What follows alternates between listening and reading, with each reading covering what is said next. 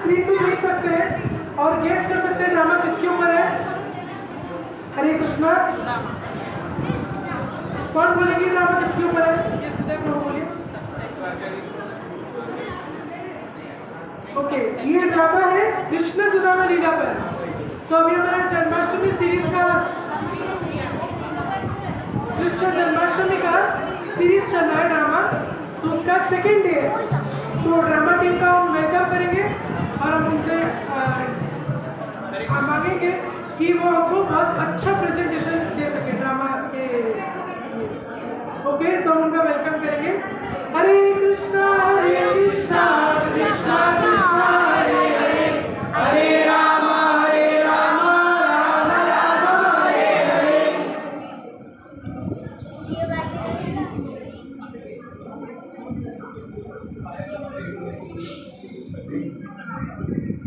सुदामा भगवान श्री कृष्ण के एक ब्राह्मण मित्र थे। वे सदैव भगवान की सेवा में लीन रहते थे। बाहरी रूप से वे बहुत गरीब थे और अपने परिवार की मूलभूत आवश्यकताएं भी पूर्ण नहीं कर पाते थे। सुदामा एक शुद्ध ब्राह्मण होने के कारण दिव्य ज्ञान के उच्च स्तर पर थे, इसीलिए उन्हें किसी भी भौतिक चीजों की आवश्यकता नहीं थी। उनकी पत्नी वसुंधरी अपने पति के बारे में सोचकर हमेशा चिंतित रहती थी।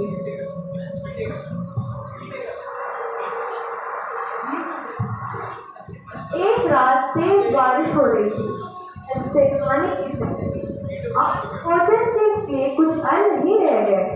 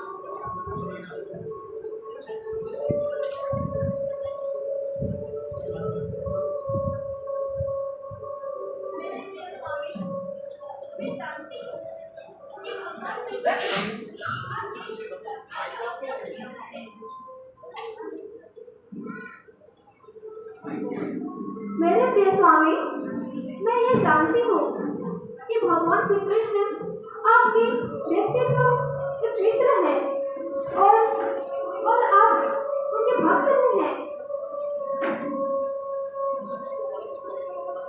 स्वामी, इसलिए तो और भगवान हमेशा अपने भक्तों की आवश्यकता पूर्ति के लिए कभी लोग अत्यंत अद्भुत रहते हैं और भगवान सदैव भी अपने भक्तों की रक्षा करने के लिए सदैव तत्पर रहते हैं।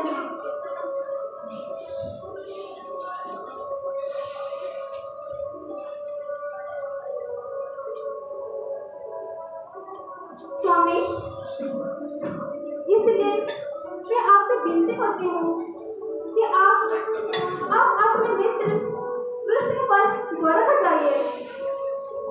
वो हमारे इस गरीब अवस्था को अवश्य पहचान लेंगे।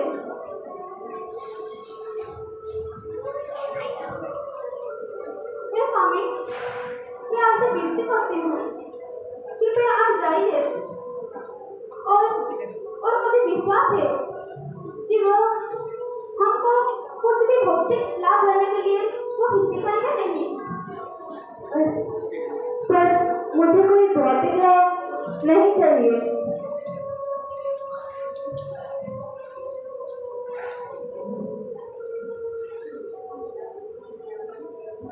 कृपया। अच्छा ठीक है, मैं जाऊंगा, पर कुछ लेने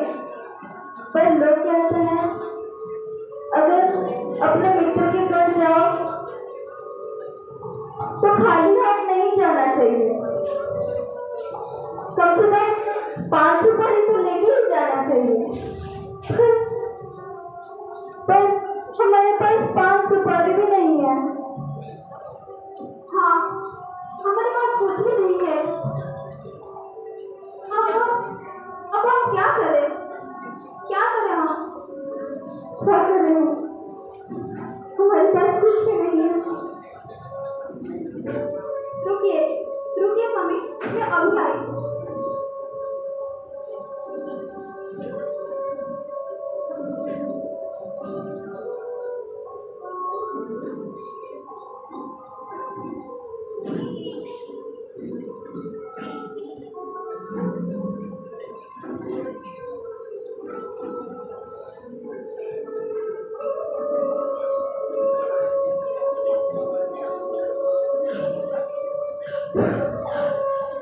स्वामी, स्वामी ये देखिए स्वामी, देखिए मुझे क्या मिला, 4 मुझे चावल मिला है।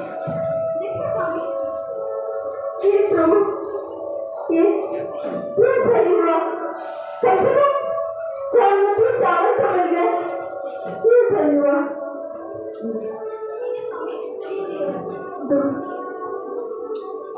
अब मैं चलता हूँ।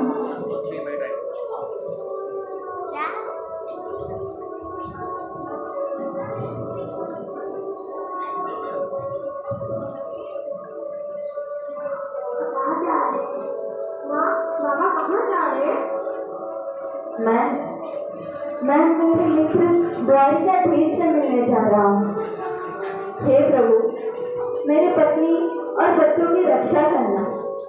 आप हमारी चिंता मत कीजिए, आप निश्चित होकर जाइए और आप अपना ख्याल रखिए। जय श्री कृष्ण। जय श्री कृष्ण। जय श्री कृष्ण। ये कहते सुदामा एक पोटली में चावल लेके द्वारका के लिए निकल पड़ते हैं और पूरे रास्ते अपने मित्र के साथ बिताए गुरुकुल के दिन याद करते हैं।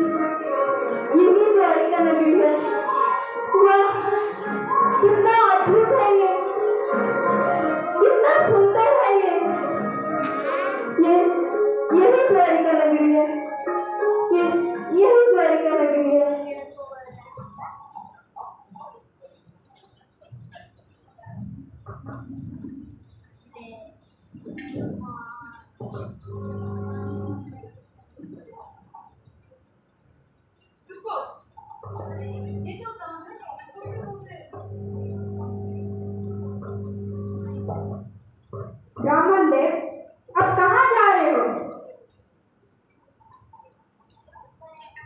मैं अपने मित्र द्वारिकाधीश से मिलने आया हूँ। आपके साथ कोई अन्याय हुई है? नहीं, मेरे साथ कोई अन्याय नहीं हुआ। तो कोई अत्याचार हुआ है? आप न्याय मांगने आए हैं? नहीं, मेरे साथ कोई अत्याचार भी नहीं हुआ है। तो फिर इसका मतलब अब कोई दान दक्षिणा चाहिए क्या? नहीं, मुझे कोई दान दक्षिणा भी नहीं चाहिए। तो फिर क्या चाहिए?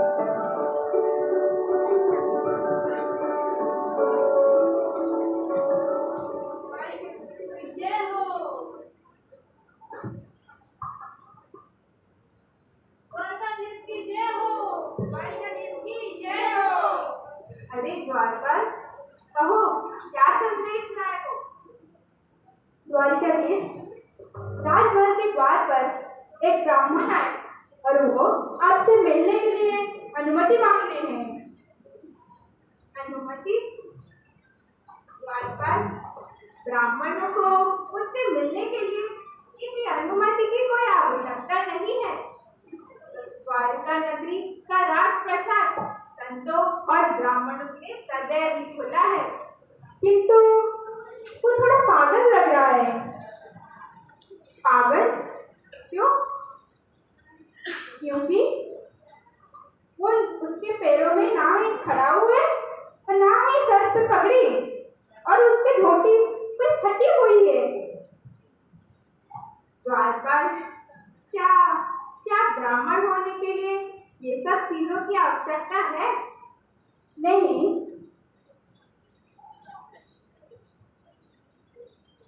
पर वो बोल रहा है कि वो आपका मित्र है। ये पागल है तो और क्या है? क्या क्या मित्र? क्या नाम बताया उसने? उसका नाम सुदामा है। हाँ, उसने अपना नाम सुदामा बोला है। क्या? सुदामा? सुदामा आया है? मेरा बाल सखा, मेरा बाल सखा, मेरा बाल सखा सुदामा मुझे मिलने आया है। क्या कहा द्वारपाल? जाओ द्वारपाल, जाओ जाओ और उसे लेके आओ। जाओ द्वारपाल, खड़े क्यों हो? जी स्वामी। मेरा बाल सखा सुदामा। रुक्मणी, तुमने सुना? सुदामा आया है, सुदामा मुझसे मिलने आया है। रुक्मणी, मेरा बाल सखा मुझसे मिलने आया है और उसने मेरी अनुमति मांगी। मेरा बाल सखा, जाओ रुक्मणी, जाओ, स्वागत की तैयारियां करो, जाओ। सुदामा, मेरा बाल सखा।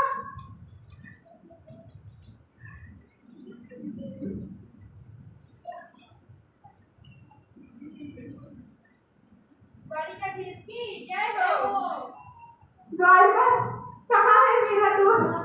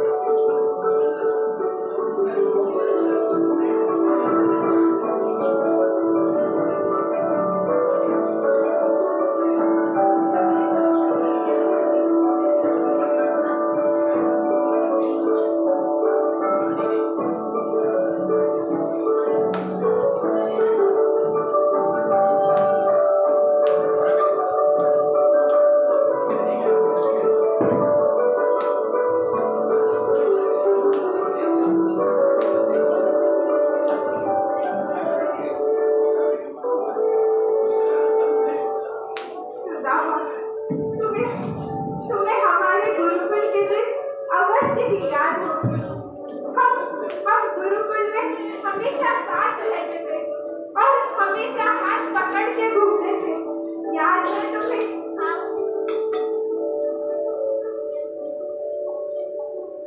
कृष्ण, याद है।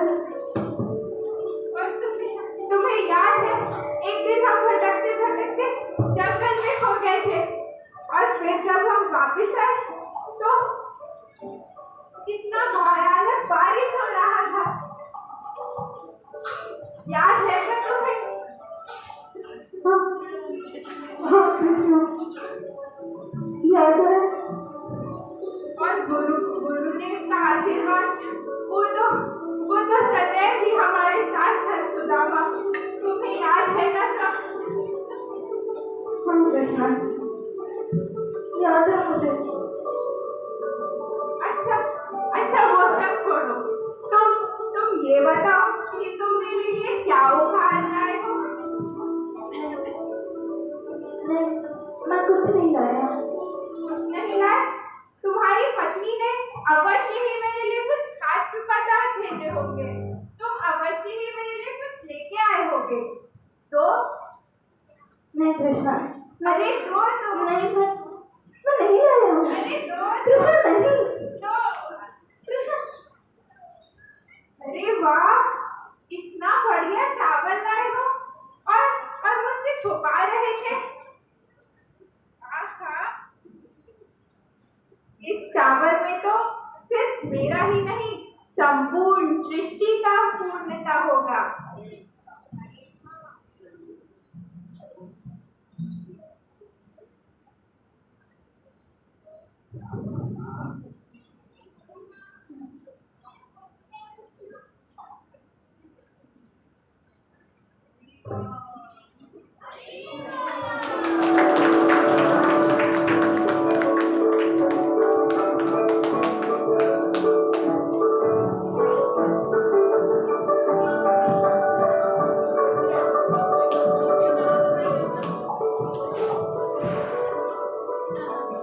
प्रिय स्वामी, आप बहुत दयालु हैं।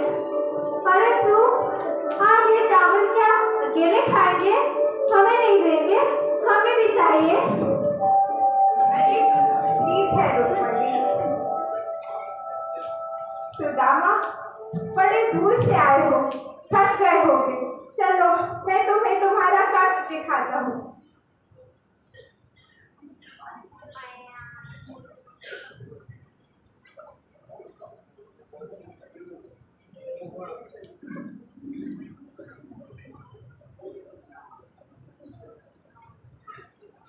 सुदामा भगवान श्री कृष्ण के महल में सारी रात बिताई।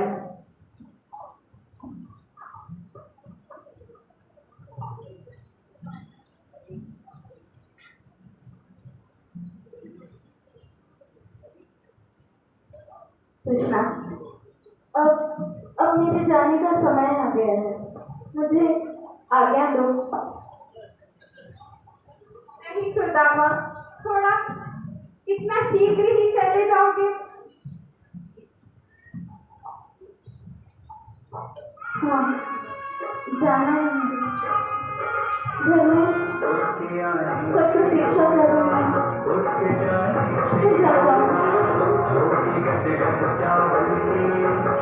मैं जा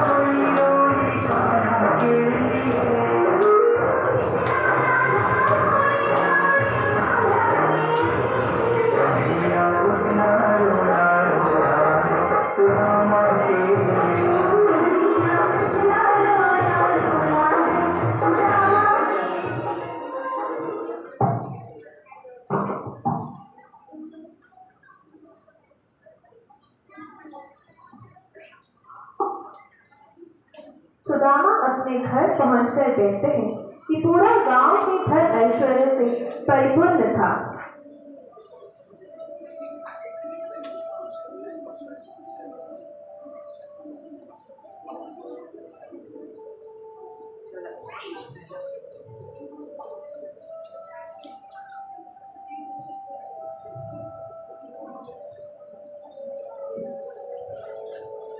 सुदामा की जय, भगवान श्री कृष्ण की जय, रुक्मणी देवी की जय, श्रील प्रभुपाद की जय।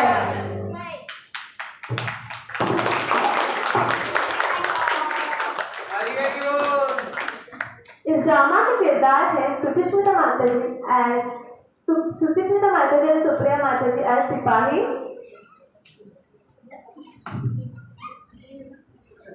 शिवानी माताजी एज सुदामा,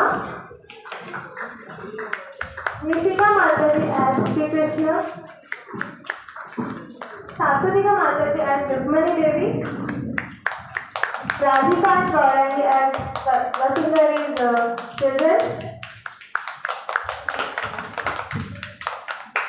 दीपारानी माताजी एज वसुंधरी, ड्रामा डायरेक्टर प्रज्ञा माताजी एंड पलक माताजी एंड ड्रामा टीम सोनाली माताजी एंड सुशांति माताजी। श्री प्रभुपाद की जय, श्री गुरुदेव की जय। हरे कृष्णा, दंडवत प्रणाम। आप लोग सभी अभी तक जितने भी ड्रामा देखते आ रहे, हमने हमेशा लास्ट में सुना है ड्रामा डायरेक्टर हमारी प्रज्ञा माता जी। तो आज हमारा बहुत ही बड़ा सौभाग्य है कि हमारे बीच में हमारी प्रज्ञा माता जी आज प्रेजेंट है। थैंक यू सो मच माता जी, आपके इतने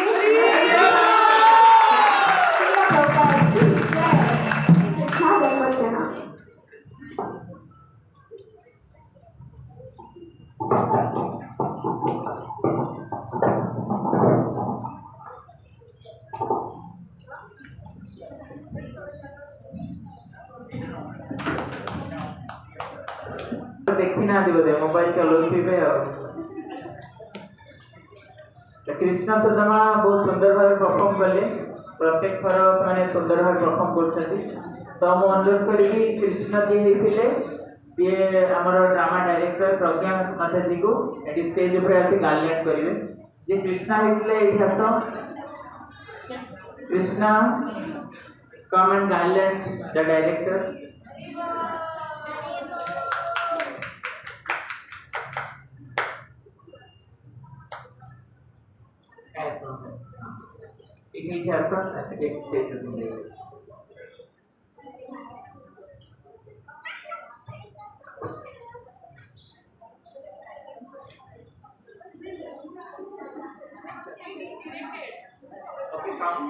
They are wanting it. They told me. I don't know.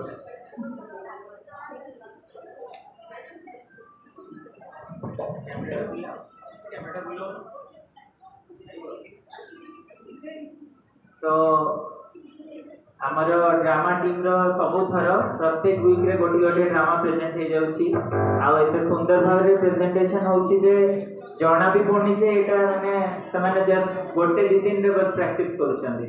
प्रत्येक थर नुआ नुआ कैरेक्टर, नुआ नुआ स्टोरी, नुआ नुआ म्यूजिक, नुआ नुआ कास्ट आउ dress costume, everything is arranged so nicely. So for the beautiful direction of the whole team, especially जेहेतु नाग प्रज्ञा माता जी अच्छी, तो let us pray for her by chanting Hare Krishna Mahamantra. Hare Krishna Krishna Krishna Hare Hare, Hare Rama Rama Rama Hare Hare। Thank you. इसके दीक्षांत प्रभु, तो इसके ईशान प्रभु पहले अपना ग्रेजुएशन किए फार्मेसी में, फिर उसके बाद प्रभु जी ने ज्वाइन किए 2 कंपनी। पहले अल्केम में काम किया, अल्केम जो मेडिसिन सब लोग लेते हैं ना, और फिर नेशनल रूरल हेल्थ केयर में भी प्रभु जी सेवा दिए।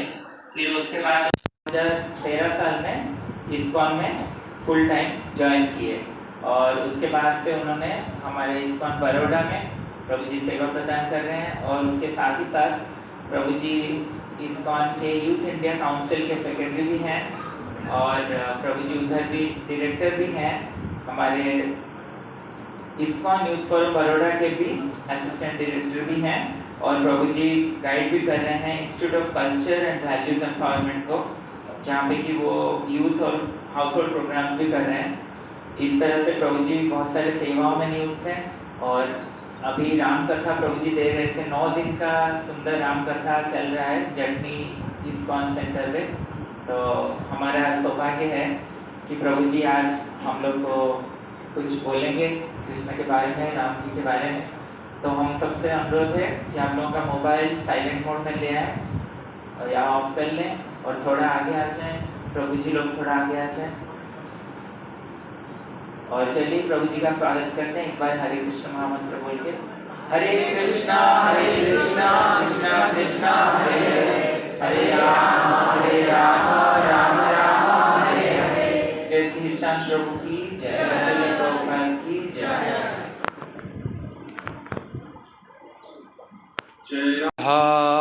माधव कुंज बिहारी,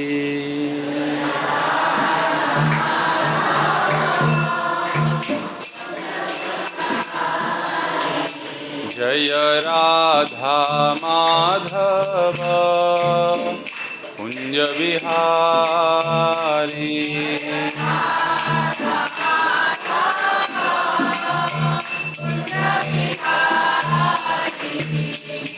गोपीजन वल्लभ गिरिवरधारी,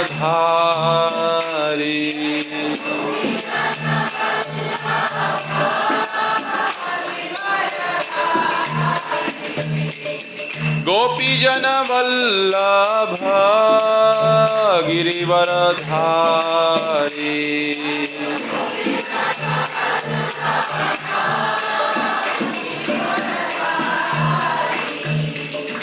यशोदानंदन ब्रज जन रंजन,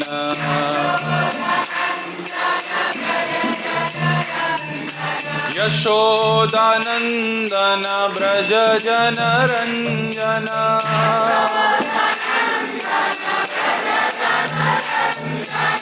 यशोदानंदन ब्रज जन रंजन।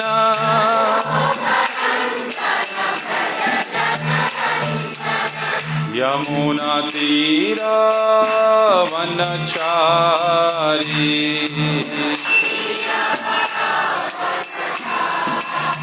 यमुना तीरा वनचारी।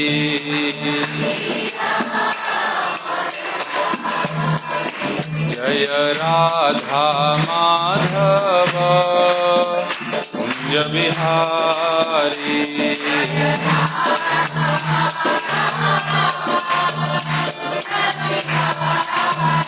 जय राधा माधव कुंज बिहारी।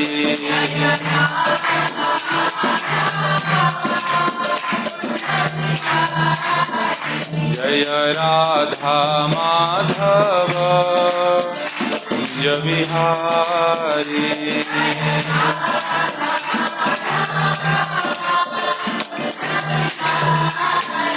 हरे कृष्णा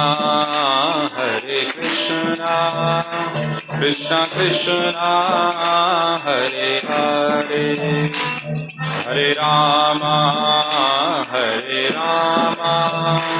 राम राम हरे हरे।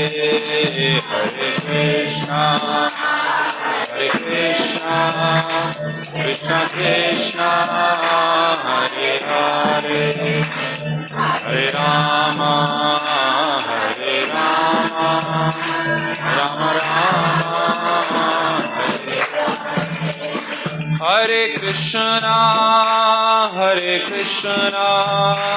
कृष्णा कृष्णा हरे हरे, हरे Ram Ram Ram Hare Hare.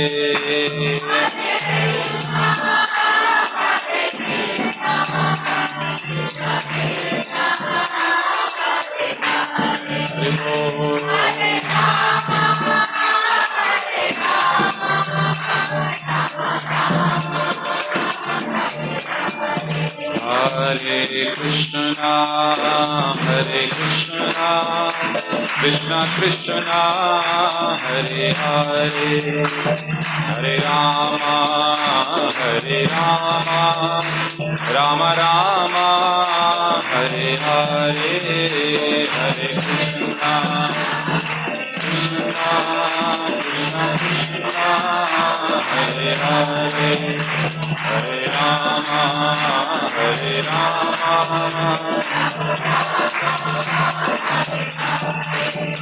Hare Krishna Krishna Krishna Hare Hare Hare Rama Rama Rama Hare Hare Hare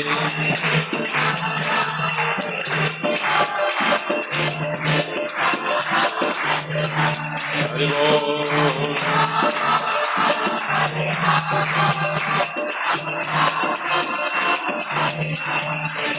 Jaya Radha Govind Radha Govind Radha Govind Radhe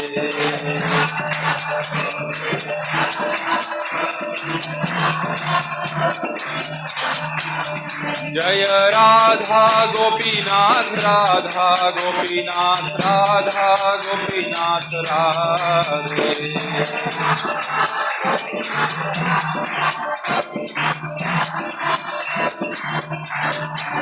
Jaya Krishna Balaram Krishna Balaram Jaya Vrindavan Dham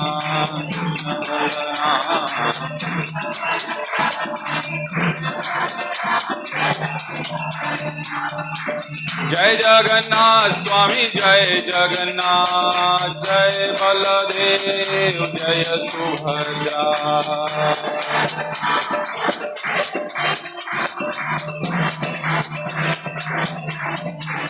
Jaya Gauranitai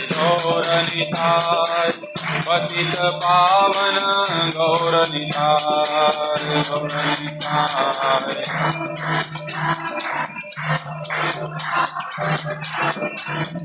Prabhupada Jaya Srila Prabhupada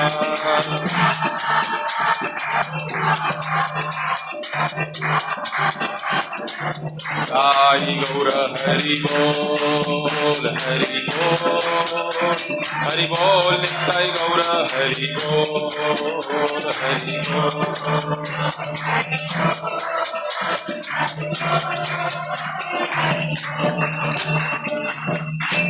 जयो विष्णुपाद परमहंस परिव्राजकाचार्य अष्टोत्तर शत श्री श्रीमद्भय चरणारविंद भक्तिवेदांत स्वामी श्रील प्रभुपाद की जयो विष्णुपाद परमहंस परिव्राजकाचार्य अष्टोत्तर शत श्री श्रीमद् भक्ति सिद्धांत सरस्वती गोस्वामी ठाकुर प्रभुपाद की अनंत कोटि वैष्णव वृंद की नामाचार्य श्री हरिदास ठाकुर की प्रेम से कहो श्री कृष्ण चैतन्य प्रभु नित्यानंद श्री अद्वैत गदाधर शिवासादि गौर भक्त वृंद की श्री श्री राधा कृष्ण गोप गोपीनाथ श्याम कुंड राधा कुंड गिरिराज गोवर्धन महाराज की ब्रजभूमि वृंदावन धाम की नवदीप मायापुर धाम की पुरुषोत्तम क्षेत्र श्री जगन्नाथपुरी धाम की श्री द्वारिकापुरी धाम की गंगा मैया की यमुना मैया की भक्ति देवी की तुलसी महारानी की कलयुग युगधर्म हरिनाम संकीर्तन की ग्रंथराज श्रीमद् भागवत महापुराण की समवेत भक्त वृंद की निताई गौर प्रेमानंदे हरि हरि हरि बोल।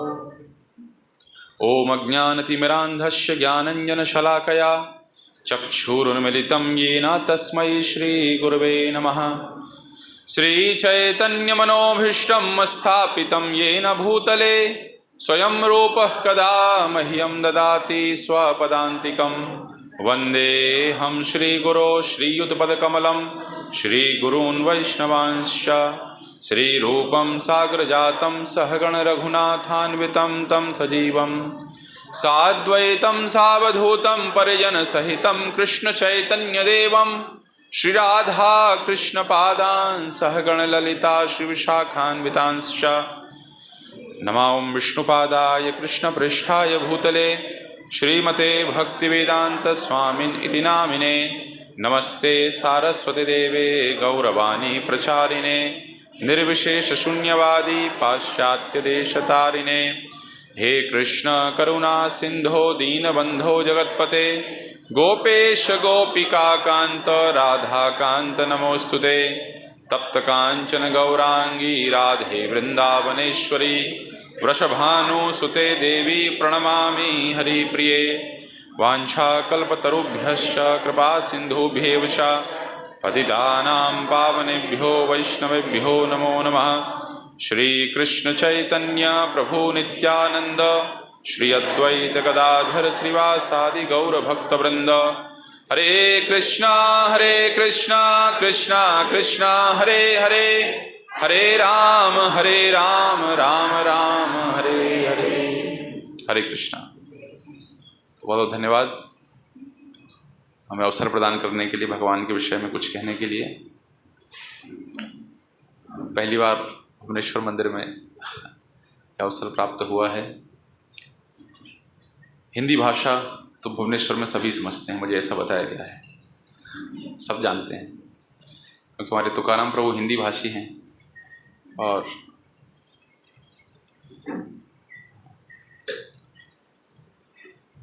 तो हमें आदेश दिया गया है कि जन्माष्टमी आने वाली है, तो जन्माष्टमी के भगवान कृष्ण की लीलाओं के उपलक्ष्य में कुछ बोलना है। श्रीमद् भागवतम का प्रथम श्लोक, जन्मादि यस्य तहान्वयाति तरतः चरथेषु अभिज्ञस्वराट् तेने ब्रह्महृदायादि कवये मुह्यन्ति यत् सूरयः तेजो वारिमृदां यथा विनिमयो यत्र त्रिसर्गो मृषा धाम्ना स्वेन सदा निरस्तकुहकं सत्यं परम धीमहि।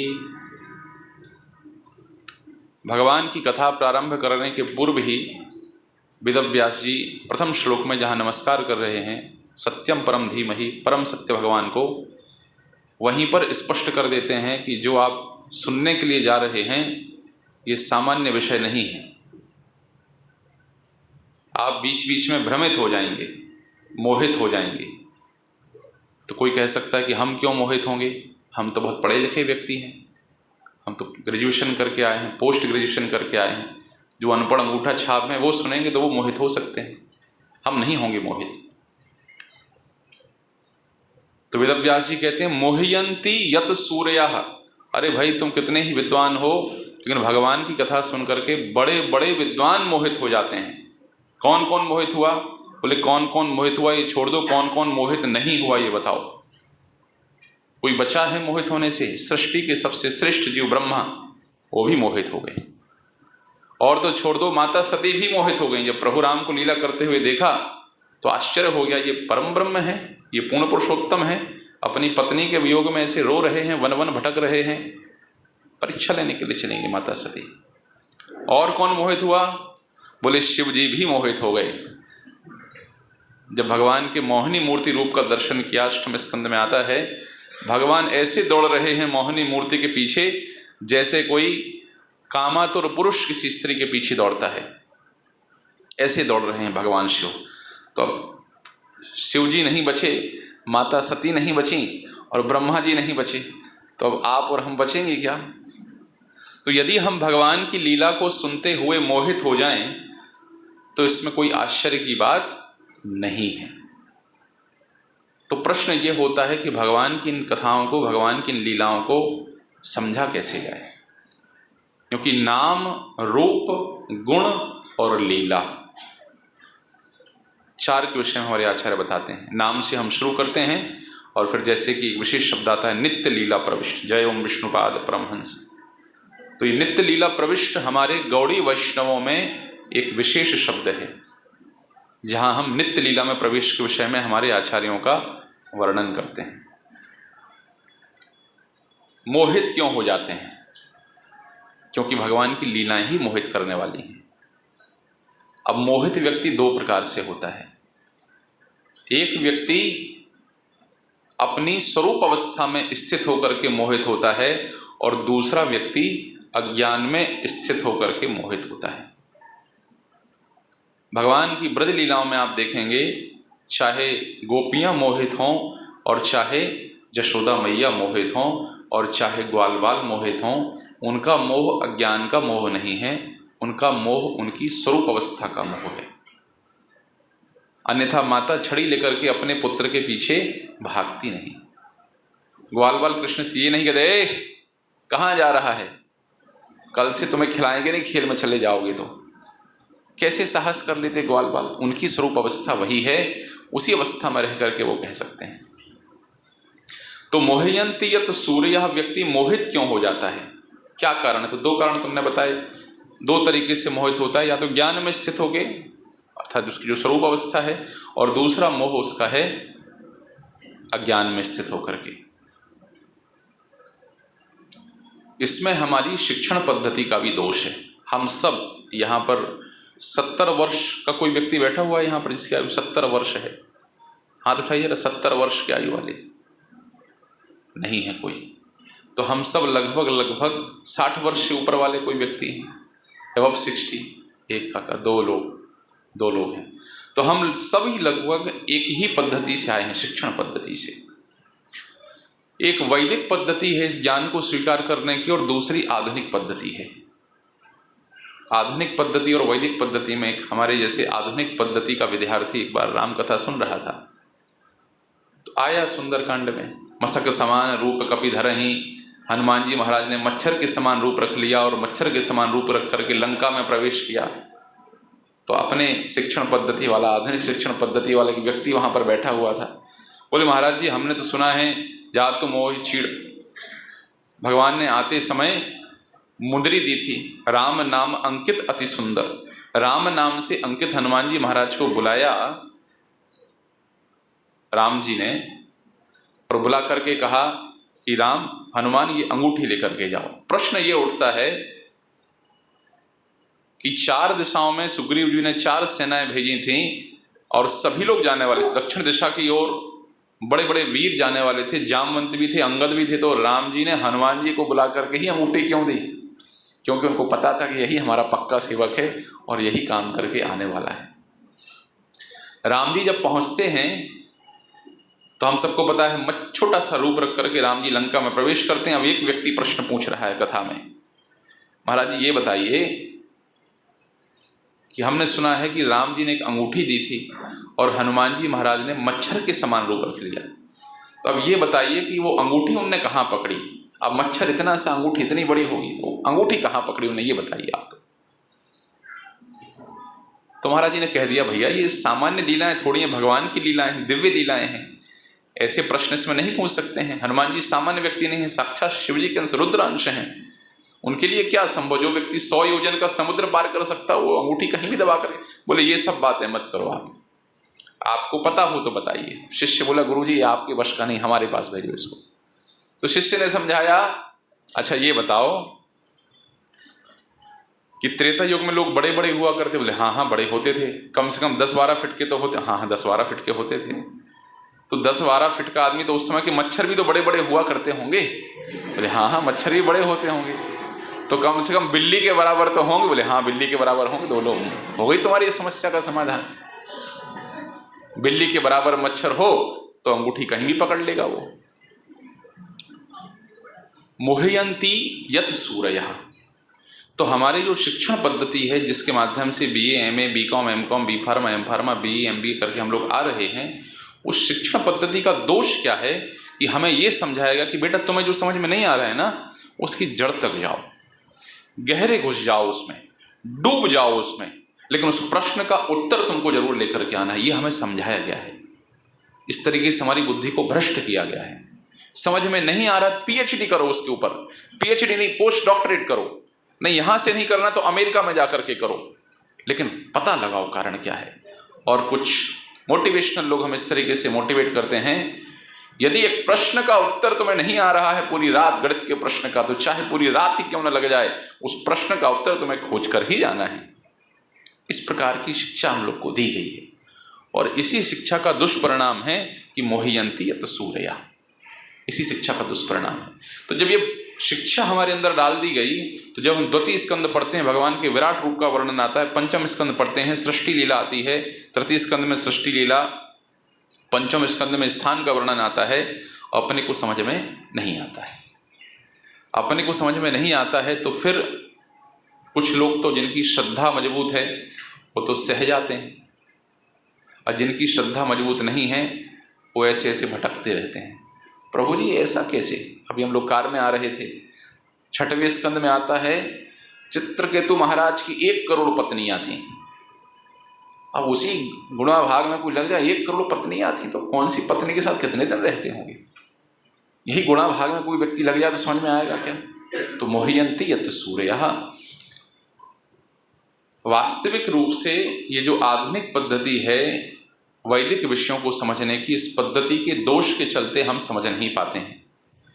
वैदिक पद्धति क्या है समझने की, इसलिए वैदिक पद्धति में इसी ज्ञान को समझने के लिए, भगवान की इन्हीं लीलाओं को समझने के लिए सबसे पहले क्या कह देते हैं, तस्मात् गुरुम प्रपद्येत जिज्ञासु श्रेयः उत्तम। प्रपद्येत, ये प्रपद्यन्ते शब्द बार बार प्रयोग हुआ है अनेक अनेक शास्त्रों में, भगवत गीता में, भागवत में, रामायण में, जगह जगह प्रयोग हुआ है इसका। प्रपद्यन्ते शब्द व्यक्त करता है पहले भैया शरणागत होना पड़ेगा, उसके बिना समझ में आएगा नहीं। शास्त्र कहते हैं, इस प्रकार की उपमा देते हैं कि संपूर्ण शास्त्र, संपूर्ण वेद वेदांग जो है उपनिषद इत्यादि, वो गाय के समान है। और वो जो गाय है, जो शास्त्रों का सार है, वो दूध के समान है। और उस दूध को लगाने वाले, गाय को दोहने वाले कौन हैं, वो हैं गुरुजी। तो संपूर्ण शास्त्र जो है गाय का प्रतिनिधि, सार दूध, और उस गाय को दोहने वाले गुरुजी। लेकिन दूध दोहेंगे तो कहीं रखना तो पड़ेगा कि जमीन में चला जाएगा सब। लेकिन कहाँ रखेंगे, बोले पात्र। वो पात्र है शिष्य। अब गाय बहुत अच्छी, दूध लगाने वाला बहुत अच्छा, अब गाय दूध भी अच्छा देती है, लेकिन पात्र ही गड़बड़ है तो क्या होगा। अब पात्र कैसे गड़बड़ हो सकता है, बोले एक तो पात्र है ही नहीं, अपात्र है। दूसरा पात्र है भी, तो पात्र के अंदर, पात्र अर्थात बर्तन के अंदर क्या पड़ा हुआ है, बोले नींबू पड़ा हुआ है। अब विचार कीजिए आप, दूध लगाए कोई व्यक्ति और अंदर नींबू पड़ा हुआ है तो क्या होगा, फट जाएगा दूध। गुरुजी के पास सीखने के लिए गए 2 विद्यार्थी। एक विद्यार्थी ने कहा, गुरुजी हमें मृदंग सीखना है, सिखा देंगे मृदंग, कितना पैसा लगेगा, बोले पैसा 200 रुपये लगेगा, ठीक है। दूसरा विद्यार्थी गया, बोले गुरुजी हमें भी मृदंग सीखना है, सिखा देंगे। बोले गुरुजी हमें थोड़ा थोड़ा आता है पहले से, कितना पैसा लगेगा, बोले तुमको 400 रुपये लगेगा। बोले जिसको आता नहीं उसको 200, जिसको आता उसको 400। बोले 200 भुलाने के लिए, जो सीखा हुआ है, कच्ची स्लेट, खाली स्लेट हो तो लिखना आसान है, और स्लेट भर जाए तो लिखना कठिन हो जाता है। यदि हमने उस पात्र में पहले से कुछ ऐसी वस्तु डाल करके रखी है, नींबू इत्यादि डाल करके रखा है, या पात्र किसी अन्य वस्तु से भर करके रखा है, तो पूरी पूरी संभावना है कि दूध का आस्वादन किया नहीं जा सकता है। इसलिए कह रहे हैं तस्मात् गुरुम प्रपद्येत, पहले गुरुजी के पास जाना पड़ेगा। जाकर के क्या करना पड़ेगा, बोले जिज्ञासु श्रेयः उत्तमः, जिज्ञासा करनी पड़ेगी। प्रश्न ये उठता है कि जिज्ञासा करने की क्या आवश्यकता है, नहीं करें जिज्ञासा तो, मान लो जिज्ञासा नहीं करें तो क्या होगा, बोले जिज्ञासा करनी पड़ेगी, क्योंकि जिज्ञासा हमारी उत्सुकता का प्रतीक है। हम कितने उत्सुक हैं जानने के लिए। किसी के घर में हम पहुँचे और घर में जाकर के, मान लो किसी व्यक्ति का विषय है इंटीरियर डिजाइनिंग से उसने पढ़ाई करी है, और घर में पहुँचेगा और देखेगा सुंदर इंटीरियर किया हुआ है, तो पूछे बिना रह नहीं पाएगा कि कौन था इसका इंटीरियर डिजाइनर, रह नहीं पाएगा पूछे बिना। कोई माता जी को बहुत अच्छी कुकिंग आती है और किसी के घर में गए निमंत्रण में, बहुत सुंदर छेना पोड़ा और तमाम सारे आइटम बनाए हैं, तो जिसको कुकिंग करते आता है वो रह नहीं पाएगा ये पूछे बिना कि कैसे बनाया है आइटम। तो इसी प्रकार से वो व्यक्ति जिसके अंदर उत्सुकता है वो जिज्ञासा किए बिना रह नहीं पाएगा। तो जिज्ञासा के मूल में उत्सुकता है, और यही प्रश्न बार बार सुखदेव गोस्वामी से, देखिए सुखदेव गोस्वामी कथा कह के शांत हो जाते हैं।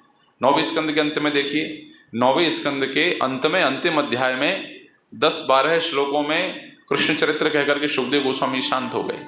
लेकिन 10वें स्कंद में सुखदेव गोस्वामी को कथा कहने के लिए परीक्षित जी ने प्रेरित किया। बोले हम संतुष्टि नहीं हो रहे हैं, हम तो कृष्ण के और गुणगान सुनना चाहते हैं। ये उत्सुकता ही थी परीक्षित की जिसने जिज्ञासा का रूप लिया, और सुखदेव गोस्वामी के मुख से हरिकथा की गंगा बहना प्रारंभ हो गई, अन्यथा बहेगी नहीं ये कथा गंगा। तो हमारी जो स्वभाव है हमारा कि हमें तो जाना है मूल में और जाकर के सीखना है, तब तक हम मोहित होते रहेंगे। इसलिए दूसरी पद्धति है, मैंने कहा कि जब तृतीय स्कंद पढ़ते हैं, पंचम स्कंद पढ़ते हैं, वहाँ पर बहुत सारी विषय वस्तु हमारी समझ में नहीं आती है। तो जिज्ञासु होकर के तस्मात् गुरुम प्रपद्येत, उत्सुकता, जिज्ञासा और गुरु के पास जाना। और गुरु के पास जाकर के अगला लक्षण क्या कहते हैं? मोहित होने से बचना है। अगला लक्षण कहते हैं विनम्रता। ज्ञान का प्रवाह नीचे से ऊपर कभी नहीं होता है, ज्ञान का प्रवाह ऊपर से नीचे ही होता है। इसलिए जब तक अर्जुन ऊपर बैठा था, भगवद गीता के प्रथम अध्याय के अंतिम लगभग 6 श्लोकों में आप देख लीजिए अर्जुन क्या कारण देते हैं। प्रदुष्यंती कुल स्त्रियाः, कुल की स्त्रियां दूषित हो जाएंगी। लुप्त पिंडोदक क्रिया, पिंडोदक क्रिया लुप्त हो जाएगी। घर के बूढ़े बुजुर्ग मर जाएंगे। सामुदायिक योजनाएं नष्ट हो जाएंगी। जब तक अर्जुन ज्ञान बघार रहा था, भगवान शांत रहे, नहीं बोले। और जब अर्जुन ने कह दिया शिष्यस्ते हम शाधि माम त्वाम प्रपन्नम, तो भगवान ने बोलना शुरू कर दिया। कई लोग गुरुजी के पास जाकर के अपनी बड़ी तारीफ करते हैं, गुरुजी हमने ये किया, गुरुजी हमने वो किया, गुरुजी हमने ऐसा किया, गुरुजी हमने वैसा किया। नहीं करना चाहिए। गुरुजी के पास जाकर के अपने दोषों का दर्शन करना चाहिए। गुरुजी से कहना चाहिए कि पतित हैं हम, क्योंकि हम गुणों का दर्शन करेंगे तो गुरुजी को भी संकोच होगा। अब पता नहीं अभी इसका दोष बता दें तो कितना बुरा लग जाए, क्या हो जाए इसको। इसीलिए यदि जाकर के उनके सामने अपने गुणों का गुणगान करेंगे तो बताएंगे नहीं। शिष्यस्ते हम शाधि माम त्वाम प्रपन्नम। ज्ञान का प्रवाह ऊपर से नीचे हो सकता है, नीचे से ऊपर ज्ञान का प्रवाह होगा नहीं। इसलिए चौथा लक्षण हो गया विनम्रता की भावना। एक चेला गया गुरुजी के पास, गुरुजी को सुनाइए। विनम्रता की भावना के ऊपर चर्चा है, व्याख्यान ये। गुरुजी को सुनाइए। तो गुरुजी ने कहा तो आपको रामायण सुना ले। गुरुजी रामायण तो गुरुजी हम सुनते ही रहते हैं, रामायण नहीं सुनना है। तो बोले भागवत सुनाते? बोले नहीं, भागवत तो हम बहुत कथाएं सुन ली हमने भागवत की। तो गीता सुनाते हैं? तो हाँ गीता सुनाई। गीता हमने सुना, बहुत दार्शनिक, बहुत फिलोसफिकल है, गीता सुनाइए आप। अब गुरुजी ने गीता सुनाना प्रारंभ किया। सर्व उपनिषदो गावो दुग्धा गोपालनंदना, पार्थ वत्सल सुधर भोक्ता, दुग्धा गीतामृतम महत्, एको शास्त्रम देवकी पुत्र गीतम। गीता की महिमा सुनाई और खूब प्रवचन। अब शिष्य बड़े चाव से सुन रहा है। तो गुरुजी और होता ना, यदि श्रोता बहुत उत्सुक हो तो वक्ता को भी बड़ा सुनाने में आनंद आता है। सुनाते गए और आधा घंटा और 1 घंटा सुना दिया। जब सब कथा हो गई तो शिष्य पूछता गुरुजी बाकी तो सब ठीक है, आप शुरुआत में कह रहे थे सर्व उपनिषदो गावो दोग्धा गोपाल नंदना, पार्थ वत्स सुधर भोक्ता, दोग्धा गीतामृतम महत्। आप 2 गधों की चर्चा कर रहे थे गुरुजी शुरुआत में। 2 गधे कौन हैं? 2 गधों के बारे में बताइए आप हमें। तो गुरुजी का भी माथा ठनका। बोले एक गधा मैं और दूसरा गधा तुम। क्यों विषय, यहाँ किस चीज का अभाव था? गुरुजी कुछ बताना चाह रहे थे, लेकिन शिष्य की इच्छा थी हम अपनी इच्छा से सुनेंगे। डॉक्टर के पास गए, बोले नहीं दवाई तो हम अपनी इच्छा से खाएं। तो काहे गए डॉक्टर के पास? नहीं आना था। और डॉक्टर के पास गए हो तो डॉक्टर के हिसाब से दवाई खाना चाहिए। नहीं दवाई हम अपने हिसाब से खाएंगे। तो डॉक्टर के पास जाने की आवश्यकता नहीं है। इसलिए विनम्रता चौथा लक्षण। और इन गुणों के अभाव में तो अब गए भागवत पढ़ने के लिए, भागवत पढ़ने के लिए गए तो किस भाव से इसको ग्रहण करें? तो जो विनम्र होता है, गुरु के शरणागत है, गुरु की सेवा करी है और भगवान की महानता को जानने वाला है, इस प्रकार का व्यक्ति ही इन लीलाओं के मोहित होने से बच सकता है। अन्यथा मोहित होना पक्का ही है, 101% मोहित हो ही जाएंगे। तो कैसे बच सकता है? जब ऐसे कोई दृष्टांत, ऐसे कोई श्लोक, ऐसे कोई घटनाएं, ऐसे कोई स्थितियां श्रीमद् भागवत में हमें पढ़ने के लिए आती हैं, उन स्थितियों को पढ़ करके हम अपने अभिमान की ओर विचार न करके हम भगवान की महानता का विचार करते हैं। आप सबने दृष्टांत सुना है, जब नारद जी जाते हैं और मोची का और ब्राह्मण का कि भगवान ने पूछना भगवान ने क्या करे, तो बोला भगवान हाथी सुई में से हाथी डाल रहे थे, सबको पता दृष्टांत थी। तो ब्राह्मण तो भरोसा हुआ नहीं, लेकिन मोची ने कहा अरे अरे प्रभु सुई के छेद में से हाथी डाल रहे थे, नाचने लगा। तो नारद जी ने कहा भरोसा है तुम्हें इस बात के ऊपर? अरे बोले हमारे प्रभु सब कर सकते हैं, जो हवा में इन ग्रहों उपग्रहों को तैरा सकते हैं, इस इतने बड़े शरीर का संचालन इतनी छोटी सी आत्मा के द्वारा कर सकते हैं, ऐसी अद्भुत सृष्टि कर सकते हैं, वो यदि सुई के छोटे से छेद में हाथी को डाल दें तो कौन सी बड़ी बात है। ये भाव, इसलिए भगवान क्या कहते हैं, श्रद्धावान लभते ज्ञानम। और श्रद्धा की व्याख्या श्री बलदेव विश्वनाथ चक्रवर्ती ठाकुर जी करते हैं। श्रद्धा का अर्थ है शास्त्रों पर श्रद्धा और पद्धति के ऊपर श्रद्धा। शास्त्रों के ऊपर श्रद्धा की नहीं, जो शास्त्रों में लिखा है वो सर्वथा सत्य है, ये श्रद्धा। और पद्धति के ऊपर, जो पद्धति हम पालन कर रहे हैं, यदि महाप्रभु ने कह दिया है कि तार मध्य सर्वश्रेष्ठ नाम संकीर्तन निरपराधे नाम लैले पाइए प्रेम धन, यदि महाप्रभु ने कहा है कि इस नाम जब से हमें प्रेम धन प्राप्त हो जाएगा तो हो जाएगा, कोई संशय नहीं है इसमें, ये श्रद्धा। इसलिए कह दिया श्रद्धावान लभते ज्ञानम, श्रद्धावान व्यक्ति को ज्ञान प्राप्त होगा। बहुत दिनों से एक व्यक्ति जप कर रहा था काशी में रह करके, ब्रह्मचारी, जप करते करते 10 वर्ष बीत गए, लेकिन कुछ ऐसा लग नहीं रहा था कि विशेष परिवर्तन आ रहा है। गुस्सा आ गया, कहाँ का मंत्र ले लिया हमने, कौन से गुरुजी से मंत्र ले लिया, हरे कृष्ण कर करके परेशान है, कुछ हो नहीं रहा है लाभ। जाता है उस स्थान को छोड़ करके, घर जाएंगे, अब बहुत रह लिया आश्रम में, 10 साल से ब्रह्मचारी आश्रम में रह रहे हैं, जाएंगे अभी नहीं करना भजन। किसी और गुरु के पास जाते हैं, किसी और गुरु से जाकर के दीक्षा ग्रहण करेंगे। ये गुरु जी के पास कुछ काम ही नहीं बन रहा हमारा, न सिद्धि ही मिल रही, न कुछ कार्य ही संपन्न हो रहा है। जा रहा था, वापस एक व्यक्ति पेड़ काट रहा था, कुल्हाड़ी गिर गई हाथ से छूट करके नीचे। उसने कहा भैया जरा कुल्हाड़ी उठा देना हमारी। कुल्हाड़ी उठाने के लिए गए, बोला गुस्से में कोई व्यक्ति होता ना तो फिर मानता नहीं, बोले हम नहीं उठाएंगे कुल्हाड़ी। बोला उठा लो अपनी कुल्हाड़ी, तुम्हारे नौकर हैं क्या हम? बोले भैया गुस्सा क्यों हो रहे, थोड़ा तो उठा दो। उसने उठा करके ऐसे थोड़े ऊपर करी, हाथ लंबा करके उस व्यक्ति ने कुल्हाड़ी को ले लिया। आश्चर्य भर गया, पेड़ काटने वाला व्यक्ति इतना लंबा हाथ करके कुल्हाड़ी उठाए ले रहा है, आश्चर्य पड़ गया।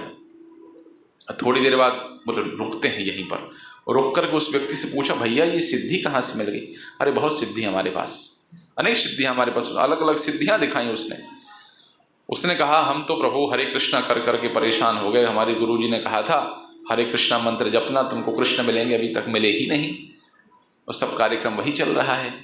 अब हम सोच रहे हैं आपसे ही शिक्षा ले लें, आप ही कुछ बताइए विधान। बोले हाँ हाँ हमसे हम बताएंगे तुमको विधान, उपासना करनी पड़ेगी शमशान भैरव की, सिद्धि दिलवा देंगे तुम्हें।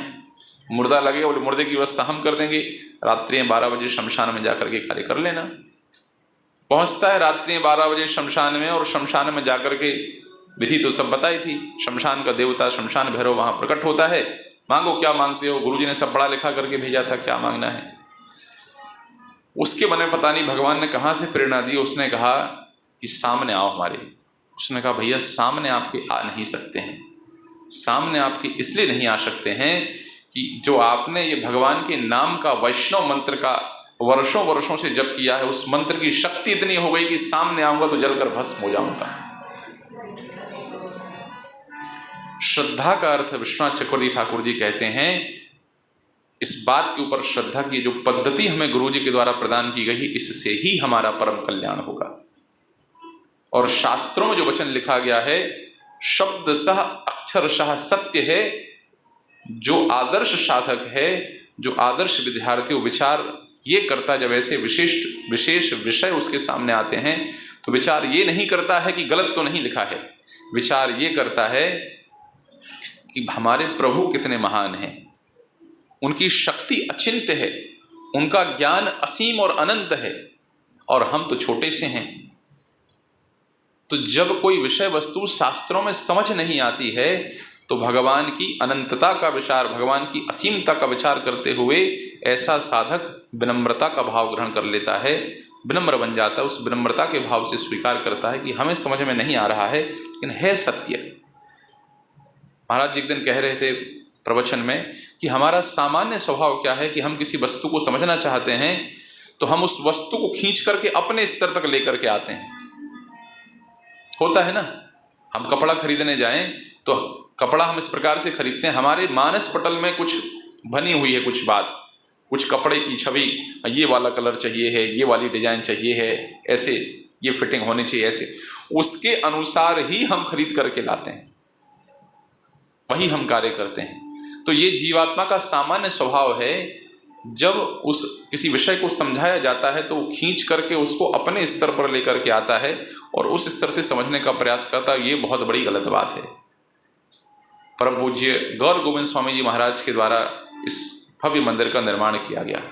1991 में इस मंदिर में भगवान की प्राण प्रतिष्ठा हुई, उद्घाटन हुआ इस मंदिर का।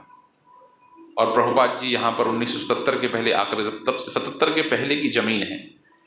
अब उस समय की यदि कोई घटना बताए कि महाराज जी किस प्रकार से परिश्रम किया करते थे, और आज 40 वर्षों के बाद कोई व्यक्ति कहे ऐसा कैसे हो सकता है प्रभु जी, ऐसा कैसे हो सकता है, ऐसा कैसे हो सकता है, ऐसा कैसे हो सकता है। तो यदि आप 40 वर्ष के पूर्व के समय को खींच करके आज 40 वर्ष पश्चात की दृष्टि से देखेंगे तो भ्रमित होना पक्का है, विषय वस्तु समझ नहीं पाएंगे, निश्चित रूप से नहीं समझ पाएंगे। क्योंकि ज्ञान के ऊपर, ज्ञान को यदि, बहुत महत्वपूर्ण बात है, ज्ञान को यदि गुरु शिष्य परंपरा पद्धति से प्रमाणों से प्राप्त न किया जाए तो ज्ञान काल के प्रभाव में आ जाता है। यदि काल के प्रभाव से परे ज्ञान को प्राप्त करना है तो शास्त्र और गुरु शिष्य परंपरा के प्रमाण से ही हमें वास्तविक ज्ञान प्राप्त होता है। और ये पुराण इत्यादि है, ये इतिहास है, इतिहास है। तो भगवान की लीलाएं जब हम सुनते हैं तो भाव हमारा ये होना चाहिए कि प्रभु हमारे महान हैं, सर्वत्र व्याप्त हैं, सर्वसमर्थ हैं, वो कुछ भी कर सकते हैं। इस भाव से हम सुनेंगे तो संशय से परे रहेंगे, नहीं तो मोहयंती यत सूर्या, मोहित होना तो पक्का है ही। अब लीलाओं की बात कर लेते हैं थोड़ा।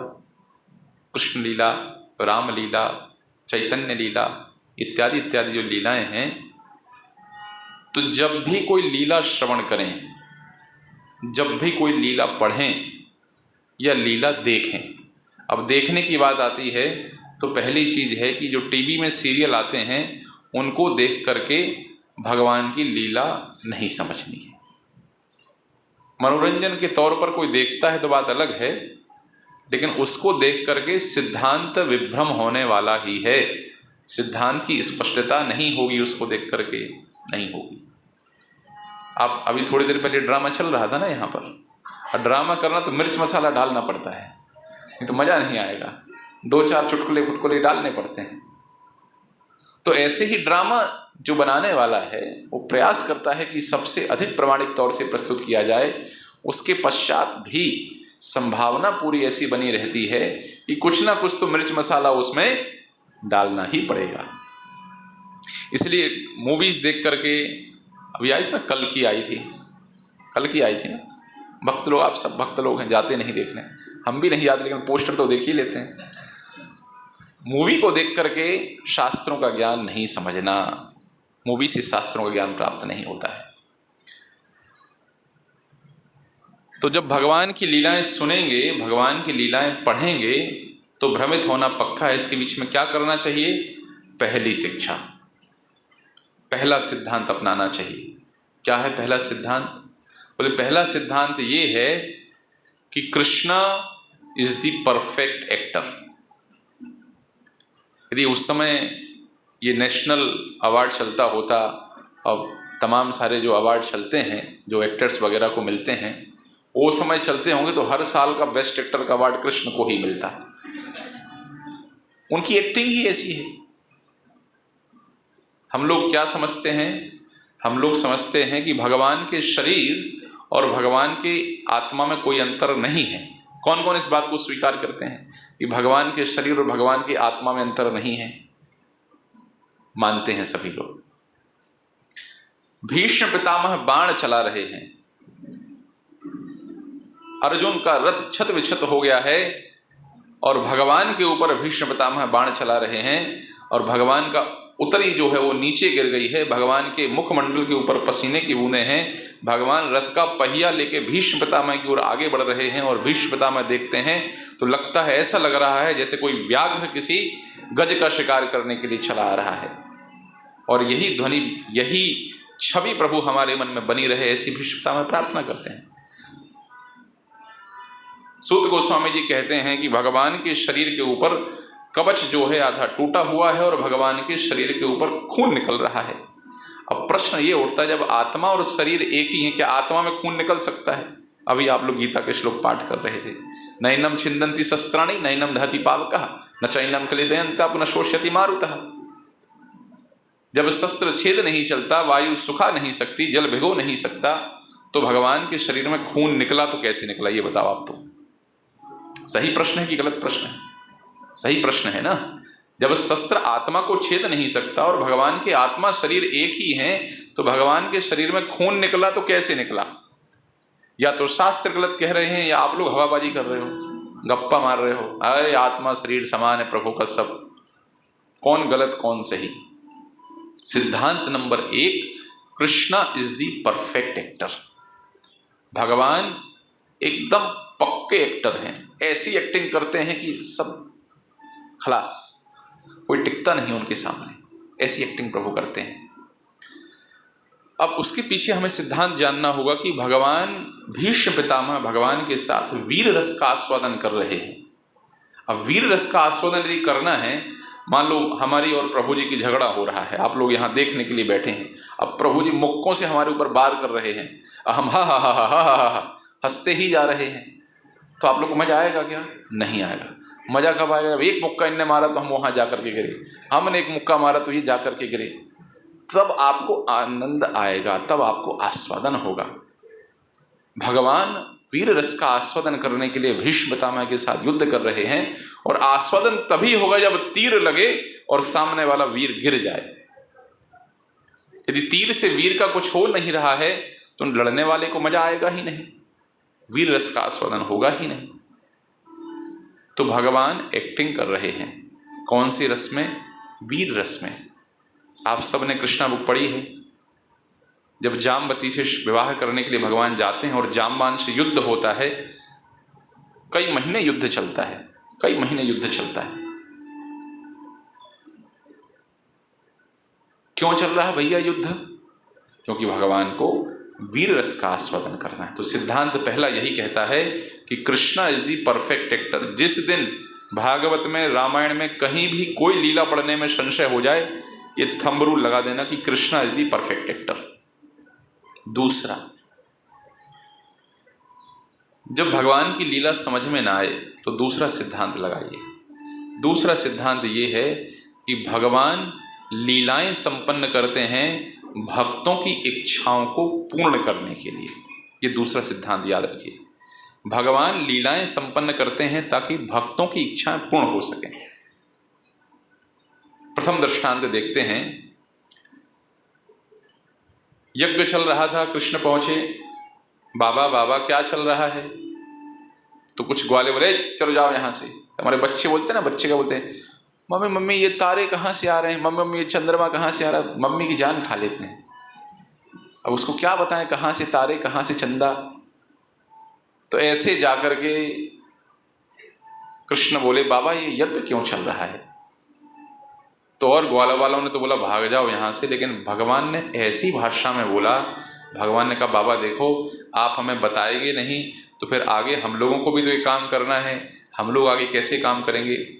नंद बाबा के अंदर पितृभाव जागृत कर दिया, और पितृभाव जागृत किया तो नंद बाबा ने बोलना शुरू कर दिया, बेटा हम लोग ये इंद्र के लिए कर रहे हैं, इंद्र वर्षा के देवता हैं और इंद्र को मनाने से हमारा सब काम तो वर्षा से ही चलता है, घास पर अपना काम चलता है, तो इसलिए हम लोग इंद्र को प्रसन्न करते हैं, इंद्र वर्षा करते हैं, हमारा पालन पोषण होता है। तो भगवान उल्टा सिद्धांत दे रहे हैं। प्रभुपाद जी लिखते हैं वहाँ तात्पर्य में कि कृष्ण उल्टा सिद्धांत दे रहे हैं। कौन सा सिद्धांत दे रहे हैं? कर्म मीमांसा का सिद्धांत। कर्म मीमांसा का सिद्धांत कहता है कि कर्म ही सबसे बड़ा है, कर्म करने से ही सब कुछ होगा। तो क्या सिद्धांत देते हैं? और सिद्धांत ये देते हैं कि ये बताओ बाबा, समुद्र के बीच में कौन यज्ञ करता है? कोई करता है समुद्र के बीच में यज्ञ? तो क्या समुद्र में बारिश नहीं होती? कृष्ण गीता में कहते हैं यज्ञ करने से यज्ञात भवति पर्जन्यो पर्जन्यात अन्न संभवा, यज्ञ करने से वर्षा, वर्षा से अन्न संभव। अब आप बताओ अमेरिका में वर्षा होती है कि नहीं होती है? होती कि नहीं होती? अमेरिका में कौन यज्ञ करता है? या तो कृष्ण गीता में गलत कह रहे हैं या अमेरिका में वर्षा किसी और तरीके से हो रही है। क्या सही क्या गलत?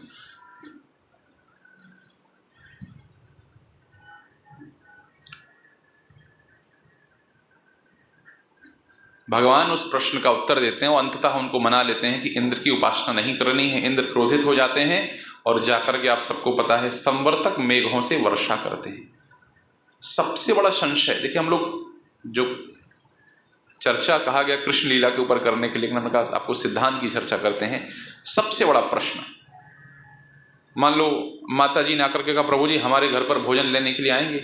अभी 1 घंटे पहले कहा माता जी ने, और 1 घंटे बाद उनके घर पर भोजन करने गया। अब माता जी बोले कौन प्रभु जी आप? कौन प्रभु जी? हम नहीं जानते, किस लिए आए हैं? तो दिमाग ठनकेगा ही नहीं ठनकेगा? अरे अभी तो बोल करके आई मैया की प्रभु जी प्रसाद लेने के लिए आना हमारे घर, बोल रही हम कौन प्रभु जी?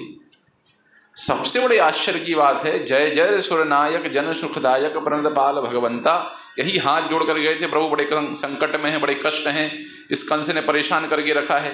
अभी थोड़े दिन पहले की ही तो बात है, 7 वर्ष की अवस्था भगवान ने गिरिराज जी को धारण किया। मतलब 7 वर्ष के पहले ही जाकर के इंद्र प्रार्थना करके आए थे ब्रह्मा जी को साथ में लेकर के, प्रभु आइए संकट बहुत है। अब आने के बाद 7 वर्ष हुए नहीं और बोल रहा है ये बालक कौन है कि नहीं? 7 वर्ष पहले ही कह करके आए हैं और 7 वर्ष के बाद पहचान नहीं रहे हैं। तो ये बात पचाना बड़ा कठिन हो जाता है कि ऐसा कैसे संभव है कि जो इंद्र अभी थोड़े दिन पहले जाकर के भगवान को बुला करके लाए हैं और अब संवर्तक मेघों से उन्हीं के घर पर ऐसी वर्षा कर रहे हैं कि आज सारे ब्रज को डुबा करके नष्ट कर दूंगा। क्यों इंद्र वर्षा कर रहे हैं? तो हमारे आचार्यों का यही मंतव्य है। श्रीपाद रूप गोस्वामी जी इसके, जीव गोस्वामी जी इसके विषय में लिखते हैं, इसका कारण ये है कि सारे ब्रजवासी, मैंने सिद्धांत बताया कि भगवान लीला इसलिए संपन्न करते हैं ताकि उनके भक्तों की इच्छा पूरी हो सके। अब भक्तों की इच्छा क्या थी? बोले भक्तों की इच्छा ये थी कि जब दिन में कान्हा चले जाएं गैयें चराने के लिए तो बेचारी सारी गोपियां दुखी कि प्रभु का दर्शन नहीं हो रहा है दिन भर। शाम को टकटकी लगा करके वहीं देखती रहती थी कब कान्हा आएंगे, कब कान्हा आएंगे। और रात में जब भगवान चले जाएं गोपियों के साथ में तो बेचारे ग्वाल बाल दुखी कि कब सवेरा होगा, कब हम गैयें चराने जाएंगे।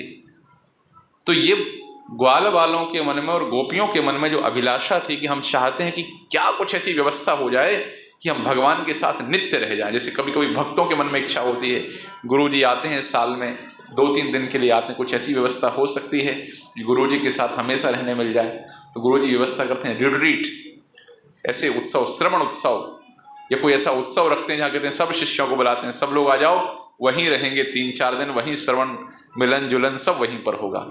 भगवान ने कहा रिट्रीट करनी चाहिए, गोवर्धन रिट्रीट। हमारे क्या नाम प्रभु जी का जपा किताब लिखा जिन्होंने, भूरिजन प्रभु सचिनंदन स्वामी महाराज जपा रिट्रीट करते हैं गोवर्धन में।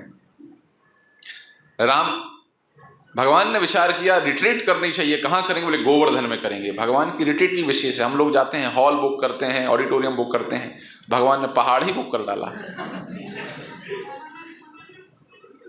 सब लोग गए वहां पर। अब भगवान ने क्या किया? गिरिराज जी को धारण कर लिया। प्रभुपाद जी की जीवन का एक सुंदर दृष्टांत आता, जब भगवान गिरिराज जी को धारण किया, यदु रानी माता जी बहुत सुंदर चित्रकारी किया करती थी। जितने हम लोगों ने देखे हैं, चित्र देखते हैं गीता में, भागवत में, ज़्यादातर माता जी ने बनाए हैं। बहुत सुंदर चित्र बना करके प्रभुपाद जी के पास लेकर के जाती हैं। प्रभुपाद जी चित्र सही है तो प्रभुपाद जी देखते हैं 7 वर्ष का बालक ऊपर गिरिराज त्रिभंग मुद्रा में खड़े होकर के उल्टे हाथ की छोटी उंगली के ऊपर श्याम सुंदर जी गिरिराज जी को धारण किए हुए हैं। बहुत सुंदर चित्र है। फिर वो देखते हैं कि ये बॉडी थोड़ा बाइसेप्स ठाकुर जी का फूला फूला दिख रहा है। बोलते बाकी सब तो ठीक है, इसको बदलना पड़ेगा, क्योंकि भगवान ने जब गिरिराज जी को धारण किया तो कोई वेट लिफ्टर जैसा ऐसे कोई बल उनको नहीं लगाना पड़ा। कैसे किया? बस ऐसे ही उठा दिया। जैसे हम लोग रोटी को उठाने में किसी को लगता है कि अब माता जी रोटी लेकर के आई हैं, शक्ति इकट्ठी कर रहे हैं, रोटी को उठाएंगे, अब तोड़ेंगे, ऐसा बल लगता है कि नहीं लगता है। ऐसे भगवान ने उठा दिया।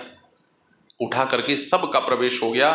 सारे ब्रजवासी, गर्ग संहिता में तो इतना सुंदर वर्णन है कि सारी वर्षा की बूंदों को गिरिराज जी धारण कर लिए, और इतना सुंदर वातावरण, गिरिराज की तलहटी का वर्णन है। आप सुनेंगे तो बोलेंगे यहीं जाने की इच्छा है। मणिमाणिक्यों से गिरिराज के अंदर तलहटी भरी हुई है, एसी चल रहा है एकदम बिल्कुल। अब बाहर संवर्तक मेघों से वर्षा हो रही है, जिनके द्वारा वर्षा तब होती जब प्रलय होता है, और अंदर अंदर नाचना गाना चल रहा है। ब्रज के संत तो बड़ा सुंदर गाते हैं, नख पर गिरवर लीनो धार, कन्हैया मेरो बारो, कहें जशोदा मैया जरा जोर लगाओ मेरे भैया, गिरवर में बोझ अपार, कन्हैया मेरो बारो। यशोदा मैया कहती हैं भैया सब लोग थोड़ा थोड़ा जोर लगाओ, लाला हमारा छोटा है और गिरिराज जी में भार बहुत है, ऐसा ना हो हमारे लाला की बैया लचक जाए। तो सारे ब्रजवासी अपना अपना डंडा लगाए हुए हैं वहाँ पर, और अंदर नाचना गाना चल रहा है। ग्वाल वालों को भी परमानंद कि आज प्रभु का संग हो गया, गोपियों को भी परमानंद, मैया को भी आनंद, बाबा को भी आनंद, सबको आनंद कि अब यहीं पर रहेंगे। विषय में ये कह रहा था, भगवान लीलाएं संपन्न करते हैं भक्तों की इच्छाओं को पूरा करने के लिए, और भक्तों की इच्छा ये थी कि हम प्रभु के साथ रहना चाहते हैं। अच्छा मान लो अभी मुझे कोई काम करना है, यहाँ भुवनेश्वर में कोई काम है, तो मैं किसको कहूँगा? किसको कहूँगा? प्रभु जी से ही कहेंगे, जिनसे परिचय है उन्हीं से तो कहेंगे। तो अब ये इंद्र चंद्र ब्रह्मा ये सब भगवान के सेवक हैं, भगवान ने इनको सेवा में लगाया है। मान लो आज हमारे इस्कॉन के मैनेजमेंट में किसी व्यक्ति को कहीं कोई आवश्यकता पड़ जाए भुवनेश्वर में, तो किसको फ़ोन करेंगे? सातवत्र प्रभु को, वही प्रेसिडेंट हैं, उनको ही फ़ोन करके बोलना पड़ेगा प्रभु जी ज़रा देखो केस फंस गया है, जाइए थोड़ा विधानसभा में जाइए, सचिवालय में जाकर के ये काम थोड़ा इस्कॉन का फंसा है उसको निकलवाइए, काम उनको ही करेंगे ना। तो जो अपना व्यक्ति होता है उसी को तो सेवा सौंपी जाती है कि बाहर वाले व्यक्ति को सौंपी जाती है। तो ये समस्त देवी देवता भगवान के शक्ति प्रदत्त उनके अपने ही लोग हैं, जिनको भगवान ने विशेष विशेष जिम्मेदारियां दी हैं, इसलिए उनको ही प्रभु सेवा में लगा देते हैं। इसलिए पहला सिद्धांत, भगवान परफेक्ट एक्टर हैं, दूसरा भगवान लीलाएं करते हैं अपने भक्तों की इच्छाओं को पूरा करने के लिए। एक और दृष्टांत आता है श्रीमद् भागवत के 12वें 13वें अध्याय में 10वें स्कंद में दृष्टांत आता है ब्रह्म विमोहन लीला। अब ये ब्रह्म विमोहन लीला के विषय में बड़ी कंट्रोवर्सी है। मध्व संप्रदाय, हम लोग भी मध्व संप्रदाय के ही हैं, मध्व ब्रह्म मध्व गौड़ी, तो मध्व संप्रदाय के लोग इसको स्वीकार ही नहीं करते हैं। वो कहते भैया हमारे आचार्य मोहित कैसे हो सकते हैं, वो मोहित नहीं हो सकते हैं, क्योंकि ब्रह्मा जी की भी यही अवस्था है। जब अघासुर को मार दिया, सब ग्वाल वाल देखे बढ़िया कोई दिख रही है, पहाड़ी दिख रही है, दौड़े दौड़े गए। उनको एक बार तो उनको भी लगा कि लग तो रहा है पहाड़ नहीं है, कोई ऐसा चिपचिपा चिपचिपा लग रहा है, ऐसा मुंह फाड़ करके बैठा था अघासुर। बच्चों के मन में विचार तो आया कि पहाड़ जैसा, गुफा जैसा लग रहा है, पता नहीं गुफा है कि नहीं है। फिर भी बच्चे प्रवेश कर गए। तो क्यों प्रवेश कर गए भाई? तो कहते हैं बच्चों को इतना भरोसा था कि हमारे साथ कौन है? कृष्ण है, कोई फर्क नहीं पड़ता। अरे ये गुफा तो छोड़ो, इस संसार के यदि प्राणों को हरने वाले यमराज भी हमारे प्राणों को लेकर के चले जाएं तो कृष्ण वहां से भी प्राणों को वापस लेकर के ला सकते हैं। और ऐसा नहीं लाए, लेकर के आए, अपने गुरुजी के पुत्र के प्राणों को वहां से लेकर के आए यमराज जी के यहाँ से। ये भरोसा भगवान के ऊपर। पहुंच के दौड़ लगा करके अंदर पहुंचे, कृष्ण रोक रहे, रुक जाओ भैया, रुक जाओ रुक जाओ। अब भाग के चले गए तो कृष्ण गए, अब तो हमें भी जाना पड़ेगा। कृष्ण ने भी अघासुर के मुख में प्रवेश किया। अंदर जाते हैं, सबको कथा पता है, इतना विकराल रूप धारण करते हैं, फाड़ देते हैं अघासुर को, बाहर निकलते हैं। अब ब्रह्मा जी, अब यहाँ मान लो यहाँ पर कौन है भी नए मुख्यमंत्री यहाँ के? जो भी हैं आकर के यहाँ पर मान लो बैठ करके भोजन करने लगे, आपके साथ अभी प्रसाद होगा ना, कितने बजे है? 1:15, उसके पहले चले जाएंगे, ख़त्म कर देंगे कक्षा। तो मान लो यहाँ पर मुख्यमंत्री जी आकर के आपके साथ लाइन में बैठ कर के भोजन कर रहे हैं, तो बहुत सारे लोग तो परेशान हो जाएंगे, क्या भैया मुख्यमंत्री है कि डुप्लीकेट आदमी है कोई? जिसके साथ जेड सिक्योरिटी चल रही है वो बैठ कर के हमारे इस्कॉन मंदिर में दरी पर चावल दाल खा रहा है, गोविंदा में नहीं चला जाता। जब भगवान वहां से लौट करके आए और लौट करके सब ग्वाल वालों के साथ बैठे, भोजन कर ले इतना भी ठीक है। प्रभु की लीला देखिए, भोजन कर ले तो फिर भी ठीक है, अरे हम और आप इतना नहीं कर सकते जो भगवान कर रहे हैं। क्या करते थे ग्वाल वाल? हमारी भैया ने देखो कान्हा एक कलेवा भेजा है आज, आधा खुद खाता था और आधा कृष्ण को खिलाता था। उल्टा काम चल रहा, हम लोग पहले भोग लगाते हैं फिर खाते हैं, और ये क्या कर रहे हैं, पहले भोग लगा रहे हैं प्रसाद कृष्ण को खिला रहे हैं। ब्रह्मा जी की बुद्धि घूम गई ये देख करके, चल क्या रहा है भाई? वही हैं जिनको हम बुलाने गए थे, जिनकी हमने क्षीर सागर के तट पर खड़े होकर के पुरुष सूक्त से प्रार्थना करी थी। उन्होंने कहा था चलो आते हम, ये वही हैं कि कोई नकली आदमी है? मोहित हो गई ब्रह्मा जी की बुद्धि। ब्रह्मा जी ने बछड़ों को चुराया, ब्रह्मा जी वहां कृष्ण गए बछड़ों को देखने के लिए, तब तक ग्वालवाल गायब, ग्वालवाल भी गायब, बछड़े भी गायब। प्रश्न ये उठता है कि ब्रह्मा जैसे महात्मा, तेने ब्रह्म हृदय या आदि कवि, जिनके गुरु स्वयं कृष्ण हैं, वो कैसे मोहित हो गए? आप और हम हो तो बात अलग है, तेने ब्रह्म हृदय आदि कवि, यही तो कहा जा रहा है। जिनके हृदय में, जिन ब्रह्मा के हृदय में भगवान ने ज्ञान प्रदान किया, जिनके गुरु भगवान हैं, वो ब्रह्मा भी मोहित हो गए। तब तो पूरी परंपरा के ऊपर ही संशय हो जाएगा, भाई है कौन अच्छा गुरु, प्रमाणिक गुरु है कौन, किसी का चेला पक्का है कोई कि नहीं है? आश्चर्य की बात हो जाएगी। तो प्रश्न ये उठता है कि ब्रह्मा जी क्या मोहित हुए कि नहीं हुए? तो हमारे आचार्यों का इसके विषय में फिर से वही सिद्धांत लगाना है, भगवान ये लीलाएं करते हैं भक्तों की इच्छाओं को पूरा करने के लिए। तो यहां कौन सी इच्छा लग गई? बोले यहां इच्छा ये लग गई,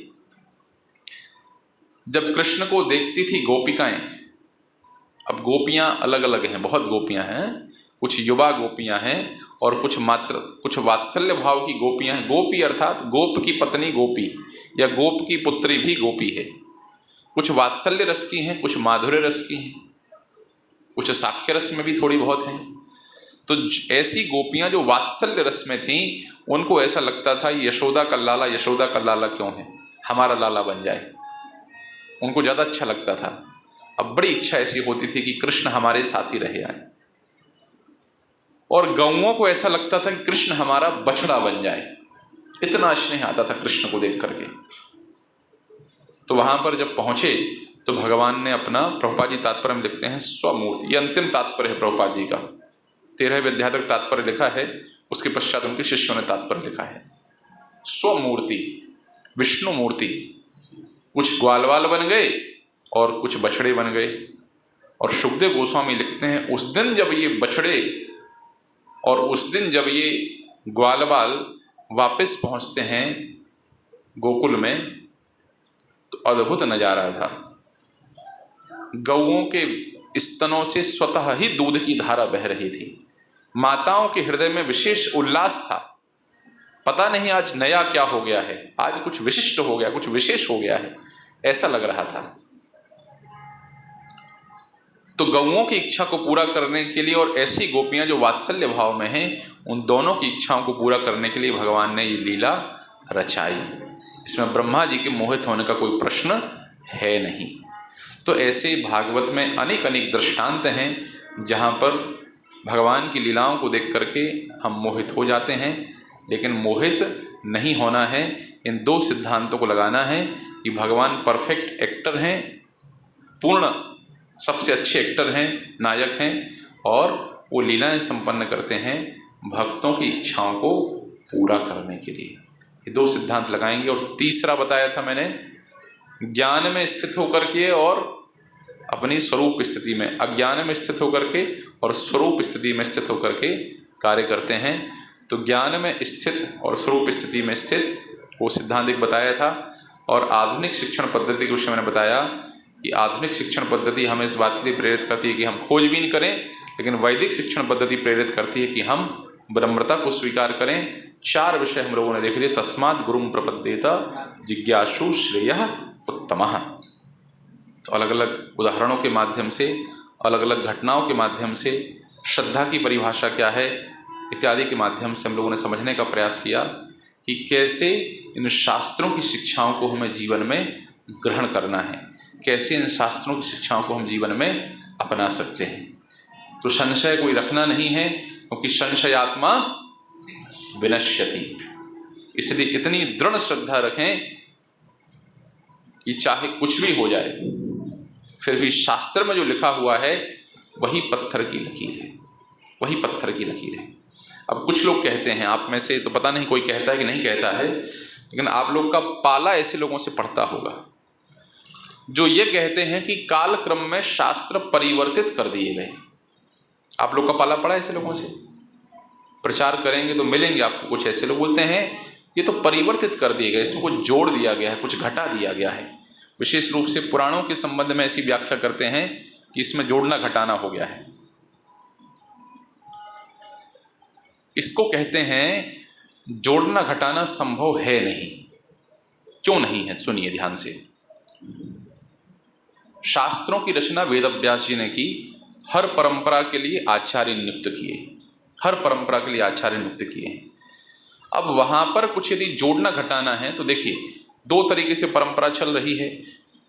कोई ब्राह्मण होंगे, अब आजकल तो ब्राह्मणों को अपना कुछ पता है ही नहीं, लेकिन जिनको पता होता है उनको शुक्ल यजुर्वेदी ब्राह्मण, उनकी अपनी शाखा है, उनकी उपनिषद की शाखा है, उनकी वेद की शाखा है, उसको कहते हैं वेद संरक्षण। जब जाते हैं बच्चे तो उस विषय वस्तु को उनको याद करना होता है, उनकी जिम्मेदारी है कि वेद की इस शाखा को आपको संरक्षित करना है। इसलिए गुरुकुल में जाकर के उनको वेद मंत्रों को रटाया जाता है, रटो इसको,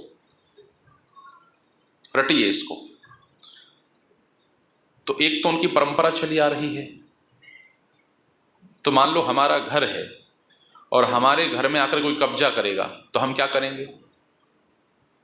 क्या करेंगे? हम कुछ तो प्रतिकार करेंगे, कुछ तो मारा पीटी करेंगे, बातें करेंगे, कुछ तो गाली गलौच, कुछ ना कुछ तो हमें करना ही होगा। और जैसे गाली गलौच मारा पीटी होगी, केस कहाँ जाएगा? पुलिस के पास। तो वहाँ दर्ज होगा कि नहीं होगा? तो पता चलेगा भैया यहाँ इस जमीन के ऊपर एक बार हथियाने का प्रयास किया गया, कब्जा करने का प्रयास किया गया, और परिणाम क्या निकला? परिणाम निकला कि वहाँ पुलिस में डायरी, कोर्ट में जाकर के, थाने में जाकर के डायरी में लिखा हुआ है, देख सकते हैं उसको। ऐसे ही यदि शास्त्रों में, देखिए हमारी श्रद्धा को नष्ट करने का प्रयास है ये कहना कि शास्त्रों में कुछ मिला दिया गया है। एक बार श्रद्धा नष्ट हो गई, बहुत महत्वपूर्ण बात कह रहा हूँ, एक बार हमारी श्रद्धा चली गई कि शास्त्रों में कुछ चीज़ों को मिला दिया गया है, फिर बस काम शुरू हो जाएगा। फिर जो समझ में नहीं आया मिला दिया गया है, जो समझ में नहीं आया मिला दिया गया है। तो हमारे जीवन का, हमारी संस्कृति का और हमारी भक्ति का जो आधार है शास्त्र, जड़ों को ही हिला दिया। अब जड़ ही हिल गई तो वृक्ष कितने दिन टिकेगा बताइए आप? टिकेगा क्या? टिक ही नहीं पाएगा, बहुत दिन तक नहीं चलेगा ऐसा वृक्ष। इसलिए जड़ को मजबूत करने के लिए तो मैं ये कह रहा हूँ कि जो ये कहे कि कुछ जोड़ा गया है, कुछ घटाया गया है, तो प्रमाण प्रस्तुत करना पड़ेगा आपको कि कब जोड़ा गया, क्या जोड़ा गया, कहाँ जोड़ा गया और क्यों जोड़ा गया। ये आप बताएंगे तब तो आपकी बात हम मानेंगे, अन्यथा आपको समझ में नहीं आ रहा इसलिए आप कह रहे हैं कि जोड़ दिया गया, ये बात गलत है भैया, ये बात पास नहीं होगी, ये बात नहीं चलेगी। इसलिए हमारे वैदिक सनातन धर्म में शास्त्रार्थ की पद्धति हुआ करती थी। शास्त्रार्थ की पद्धति क्या होती थी? तो मैं ये इसलिए कह रहा हूँ कि जैसे मान लो जिन ब्राह्मणों की शाखा में वो वेद या उपनिषद हैं, वहाँ आप कुछ जोड़ने घटाने का प्रयास करेंगे तो एक तो उनकी परंपरा में श्रुति के माध्यम से सुन करके उनने सब याद करके रखा है, और जोड़ेंगे घटाएंगे तो सबसे पहला प्रतिरोध किसकी तरफ से आएगा? जिनकी परंपरा में वो शास्त्र हैं उनकी तरफ से पहला प्रतिरोध आएगा। तो आपको वहाँ डिबेट करना पड़ेगा, और जहाँ डिबेट होगा वहाँ पर उसको कहीं ना कहीं कोडेट किया जाएगा, उसको रिकॉर्ड किया जाएगा कि फला फला। से सुनते ना शंकराचार्य का और मंडन मिश्र का हम आख्यान सुनते हैं। चैतन्य महाप्रभु दक्षिण भारत यात्रा में गए तो बुद्धिस्टों के साथ, तत्वदर्शियों के साथ, सबके साथ उनका जो भी आदान प्रदान हुआ, कृष्णदास कविराज गोस्वामी ने हर चीज़ लिखी है, तो कहीं ना कहीं तो उसको दृष्टांत को कहीं ना कहीं आचार्यों के जीवन में उसको लिखा गया होगा। रामानुजाचार्य जी का यादव प्रकाश के साथ में लिखा गया है। जहाँ जहाँ जिन जिन आचार्यों का जिन जिन लोगों के साथ जो जो शास्त्रार्थ हुआ है सबको कहीं ना कहीं डिक्टेट किया गया, लिखा गया है। तब आप प्रमाण प्रस्तुत करिए कि कहाँ पर हुआ ये शास्त्रार्थ। और प्रमाण प्रस्तुत कर नहीं सकते तो ये कहना नहीं है कि शास्त्रार्थ कि ये चीज़ जोड़ दी गई, ये चीज़ घटा दी गई है। यदि कह रहा है तो ऐसे व्यक्ति की बातों के प्रति क्या करना चाहिए हमें? इस कान से सुनो और इस कान से निकाल दो, उसकी बातों के ऊपर कोई ध्यान नहीं देना। तो ये तीसरा सिद्धांत था कि जो ये कहें कि शास्त्रों में जोड़ा घटाया गया है वो गलत कह रहा है, वो गलत कह रहा है। और सही कह रहा है तो प्रमाण प्रस्तुत करो। अब अंत में चौथी बात की चर्चा और कर लेते हैं। मनुस्मृति इत्यादि ऐसे ग्रंथ हैं, ये तो हमने लीला की चर्चा करी, फिर ग्रंथों की चर्चा करी। अब मनुस्मृति जैसे ग्रंथ हैं जिनको लेकर के समाज में उथल पुथल मची ही रहती है, लोग विरोध करते ही रहते हैं कि मनुस्मृति में ऐसा लिखा, मनुस्मृति में वैसा लिखा, ये लिखा, वो लिखा, तमाम सारी चीज़ें लिखी। पहली चीज, जो कह रहे हैं कि ये लिखा वो लिखा, उनने पढ़ा ही नहीं है। हमने भी नहीं पढ़ा है लेकिन सुना है। जो कह रहे हैं कि ऐसा लिखा वैसा लिखा, उनने पढ़ा ही नहीं है। कई बार होता है ना, आजकल सोशल मीडिया का ज़माना है, लोग क्या करते हैं वो 10 मिनट के लेक्चर में से 1 सेकंड की क्लिप ले लेंगे, 2-5 सेकंड की, और उसको उड़ाएंगे मजा उस व्यक्ति का, खूब मजा। ये व्यक्ति ये कह रहा है, वो कह रहा है। मैम क्या कहते हैं, मैमे बनाना, वही कहते हैं ना, क्या कहते हैं, मीम्स बनाना, और मीम्स बना के उसकी मजा उड़ाते रहते हैं। तो ऐसे ही ये क्या करते हैं, मनुस्मृति जैसे ग्रंथों की मीम्स बना देते हैं। यदि उसमें कहीं एक कुछ ऐसा दृष्टांत आ जाता है तो उसको पकड़ करके अपना जो पॉलिटिकल प्रोपेगेंडा है उसको वो सिद्ध करते रहते हैं। इसलिए एक बात गांठ बांध लीजिए कि ऐसे व्यक्ति की बात सुनना ही नहीं है, ऐसे व्यक्ति की बात मानना ही नहीं है जिसके लक्ष्य में खोट है, जिसके लक्ष्य में इतना यूट्यूब के ऊपर, फेसबुक के ऊपर इतना मटेरियल भरा पड़ा है, उस व्यक्ति की बातों को कभी सुनना नहीं जिसके लक्ष्य में खोट है। उसी व्यक्ति की बातों को सुनना जिसका एकमेव लक्ष्य है भगवत प्राप्ति, आत्म साक्षात्कार, भगवान की प्रसन्नता। इससे इतर कितना ही विद्वान व्यक्ति हो, कुछ भी कहे, उसकी बातों को सुनना नहीं, ध्यान देना नहीं, नहीं तो बुद्धि क्या हो जाएगी, भ्रष्ट हो जाएगी, काम तमाम हो जाएगा। तो इस प्रकार के लोग मनुस्मृति के विषय में जिन्होंने पढ़ा नहीं है इस प्रकार की चर्चाएं करते हैं। किंतु अच्छा, एक सामान्य सी बात आप देखेंगे, पश्चिमी संस्कृति को मानने वाला जो है वो हमारी वैदिक संस्कृति खंडन करता है। ये जंगल में रहने वाले लोग, पेड़ की छाल पहनने वाले लोग, ऐसा खंडन करते मिलेगा। हम लोग क्या कहते हैं, ये मांस खाने वाले लोग, ये भोगी लोग। तो हम दोनों एक दूसरे की संस्कृति का खंडन करते हैं कि नहीं करते हैं? क्यों करते हैं? कोई कहता भैया केक, पिज्जा, पास्ता ये नरक का रास्ता, हमें तो बड़ा अच्छा लगता, और कुछ भक्तों को बड़ा अच्छा लगता है पास्ता, केक, पिज्जा। तो क्या समझें इसको, खंडन क्यों है ये, क्यों विरोध हो रहा है? विरोध इसलिए हो रहा है, बहुत महत्वपूर्ण वाक्य है, मार्ग का निर्धारण इस बात से होता है कि आपका लक्ष्य क्या है। बिल्कुल ध्यान से सुन लीजिए, मार्ग का निर्धारण इस बात से होता है कि आपका लक्ष्य क्या है। जिस व्यक्ति का लक्ष्य भोग है उसके लिए पश्चिमी संस्कृति अच्छी है, और जिस व्यक्ति का लक्ष्य योग है उसके लिए वैदिक संस्कृति अच्छी है। तो अब योग की संस्कृति वाला व्यक्ति यदि भोग की संस्कृति वाले के कार्यकलाप देखे बोलेगा गलत है, और भोग के लक्ष्य वाला व्यक्ति योग के लक्ष्य वाले व्यक्ति के कार्यकलाप देखेगा बोलेगा गलत है। इसलिए हम बोलते ये गलत है, ये गलत है, ये गलत है। भोग के लिए वो सही, योग के लिए ये सही, योग के लिए वो गलत, भोग के लिए ये गलत। लक्ष्य का निर्धारण इस बात से होता है। अब वापस मनुस्मृति के ऊपर चलते हैं।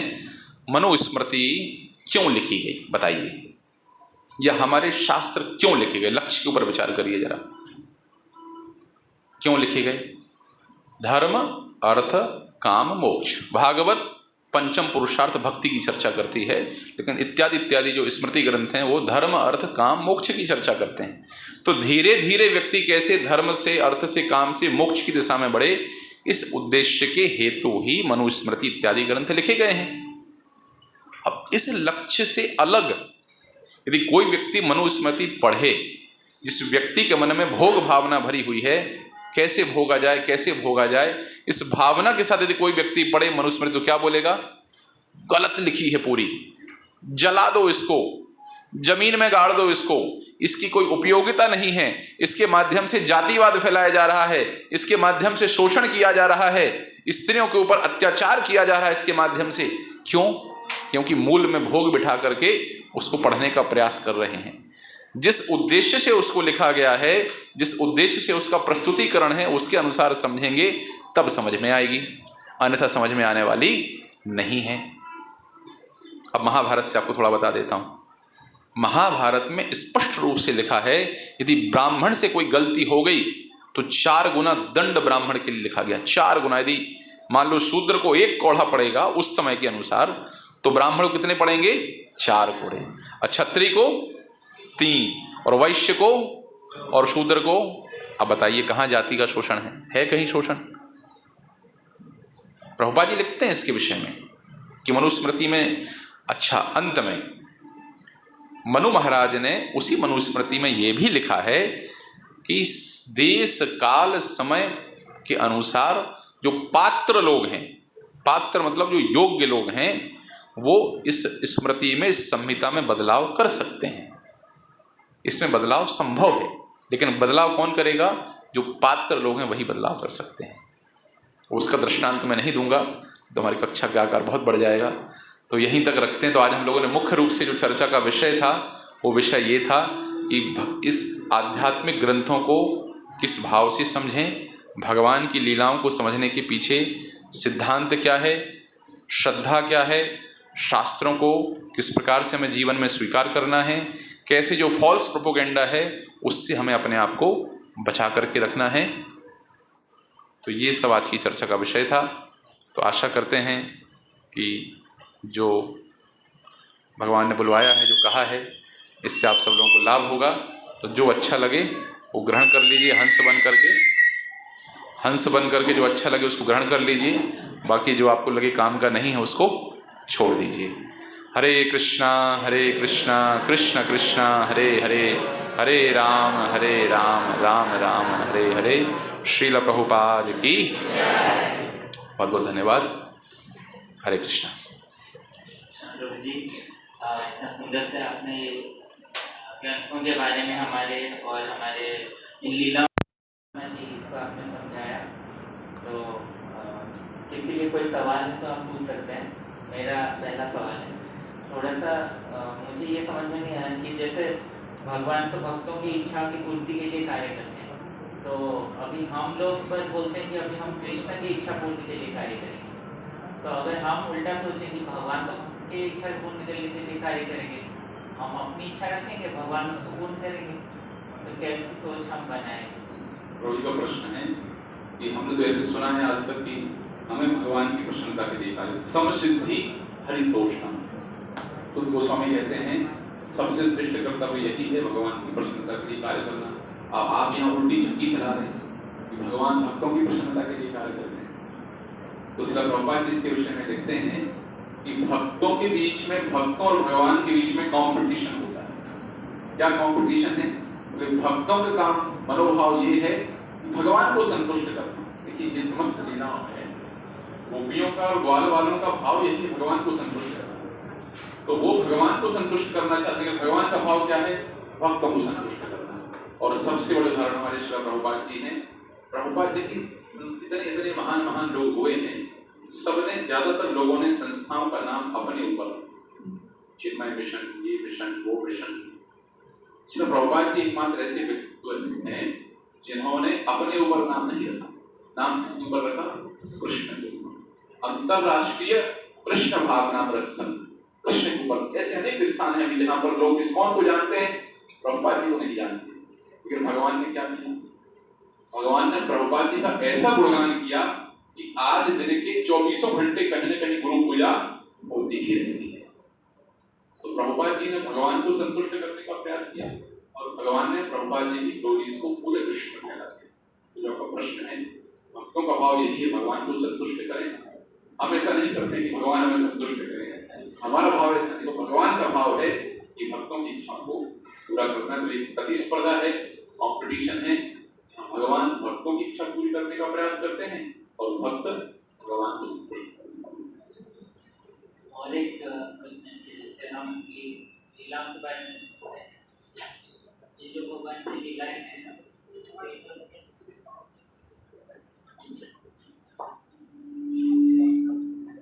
बहुत सारी लीलाएं हैं, इन लीलाओं के बारे में सुनने से इतना आनंद आता है, उतना आनंद तो भगवान के नाम जपता नहीं आता है। तो भगवान के नाम जप का तो इस लीलाओं के साथ कैसे? भगवान के नाम जप का लीलाओं से मतलब क्या रिलेशन? हाँ, प्रभु का प्रश्न है, लीला सुनने में मजा आता है, नाम जप में तो नहीं आता। तो क्या संबंध है इनका, लीलाओं का नाम जप का क्या संबंध है? तो सब एक दूसरे के पूरक ही है। भगवान की लीलाएं भी भगवान के प्रति रुचि उत्पन्न करती हैं और भगवान का नाम भी हमारे हृदय को शुद्ध करके और भगवान के प्रति हमारे प्रेम भाव को बढ़ाता है। तो चाहे नाम हो, चाहे रूप हो, चाहे गुण हो, चाहे लीला हो, तीनों का लक्ष्य ही है। क्या है लक्ष्य? कृष्ण प्रेम। इससे इतर कोई लक्ष्य है नहीं। किसी व्यक्ति को सुन करके, उस व्यक्ति के विषय में सुन करके उसके प्रति क्या हो जाता है?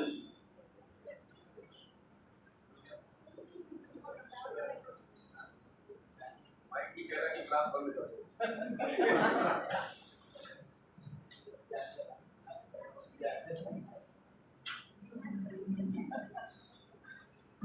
सच्चे में बता देते हैं कि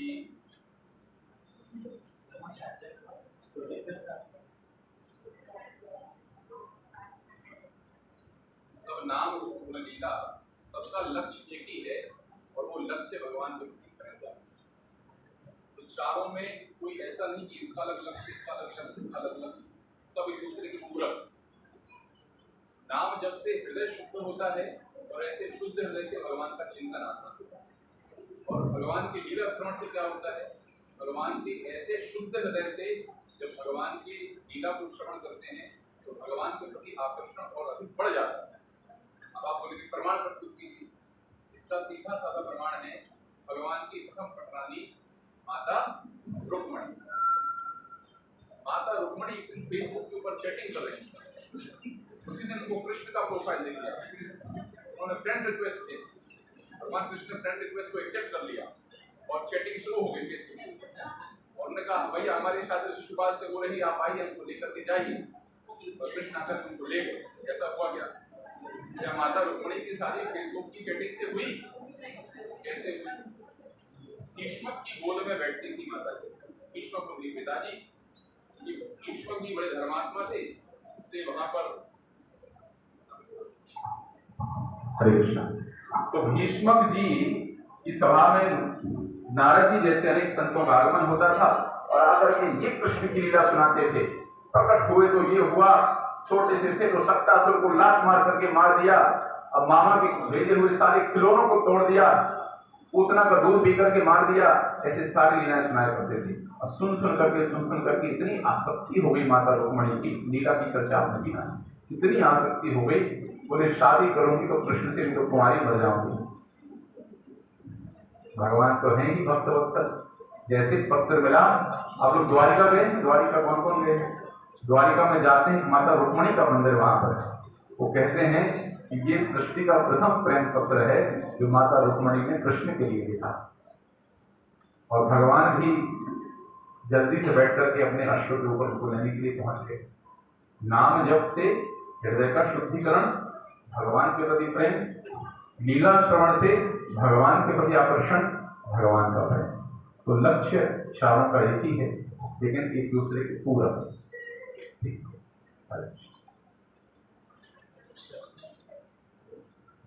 हरे कृष्णा। तो बहुत बहुत धन्यवाद आप सभी का।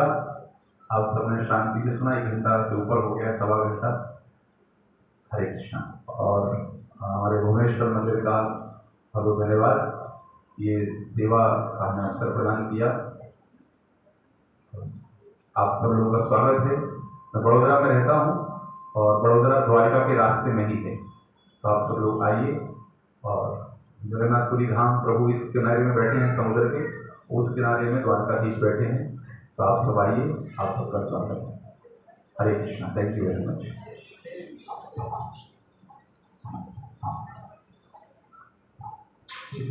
शांत प्रभु की जय। बहुत सुंदर से प्रभु जी ने आज हमको इन जो कृष्ण की लीलाओं को कैसे समझना चाहिए और ये शास्त्रों को कैसे हमको ग्रहण करना चाहिए, इसको बहुत सुंदर से उन्होंने प्रस्तुत किया और हम तो लोग इसलिए उनके आभारी हैं और आशा करते हैं ऐसे ही प्रभु जी आते रहें। भुवनेश्वर, जटनी, पटिया और जितने भी हमारे सेंटर्स हैं तो प्रभु जी का संग वैसे ही हमको देते रहें। तो प्रभु जी को एक बार धन्यवाद देंगे हम लोग हरे कृष्ण महामंत्र करके।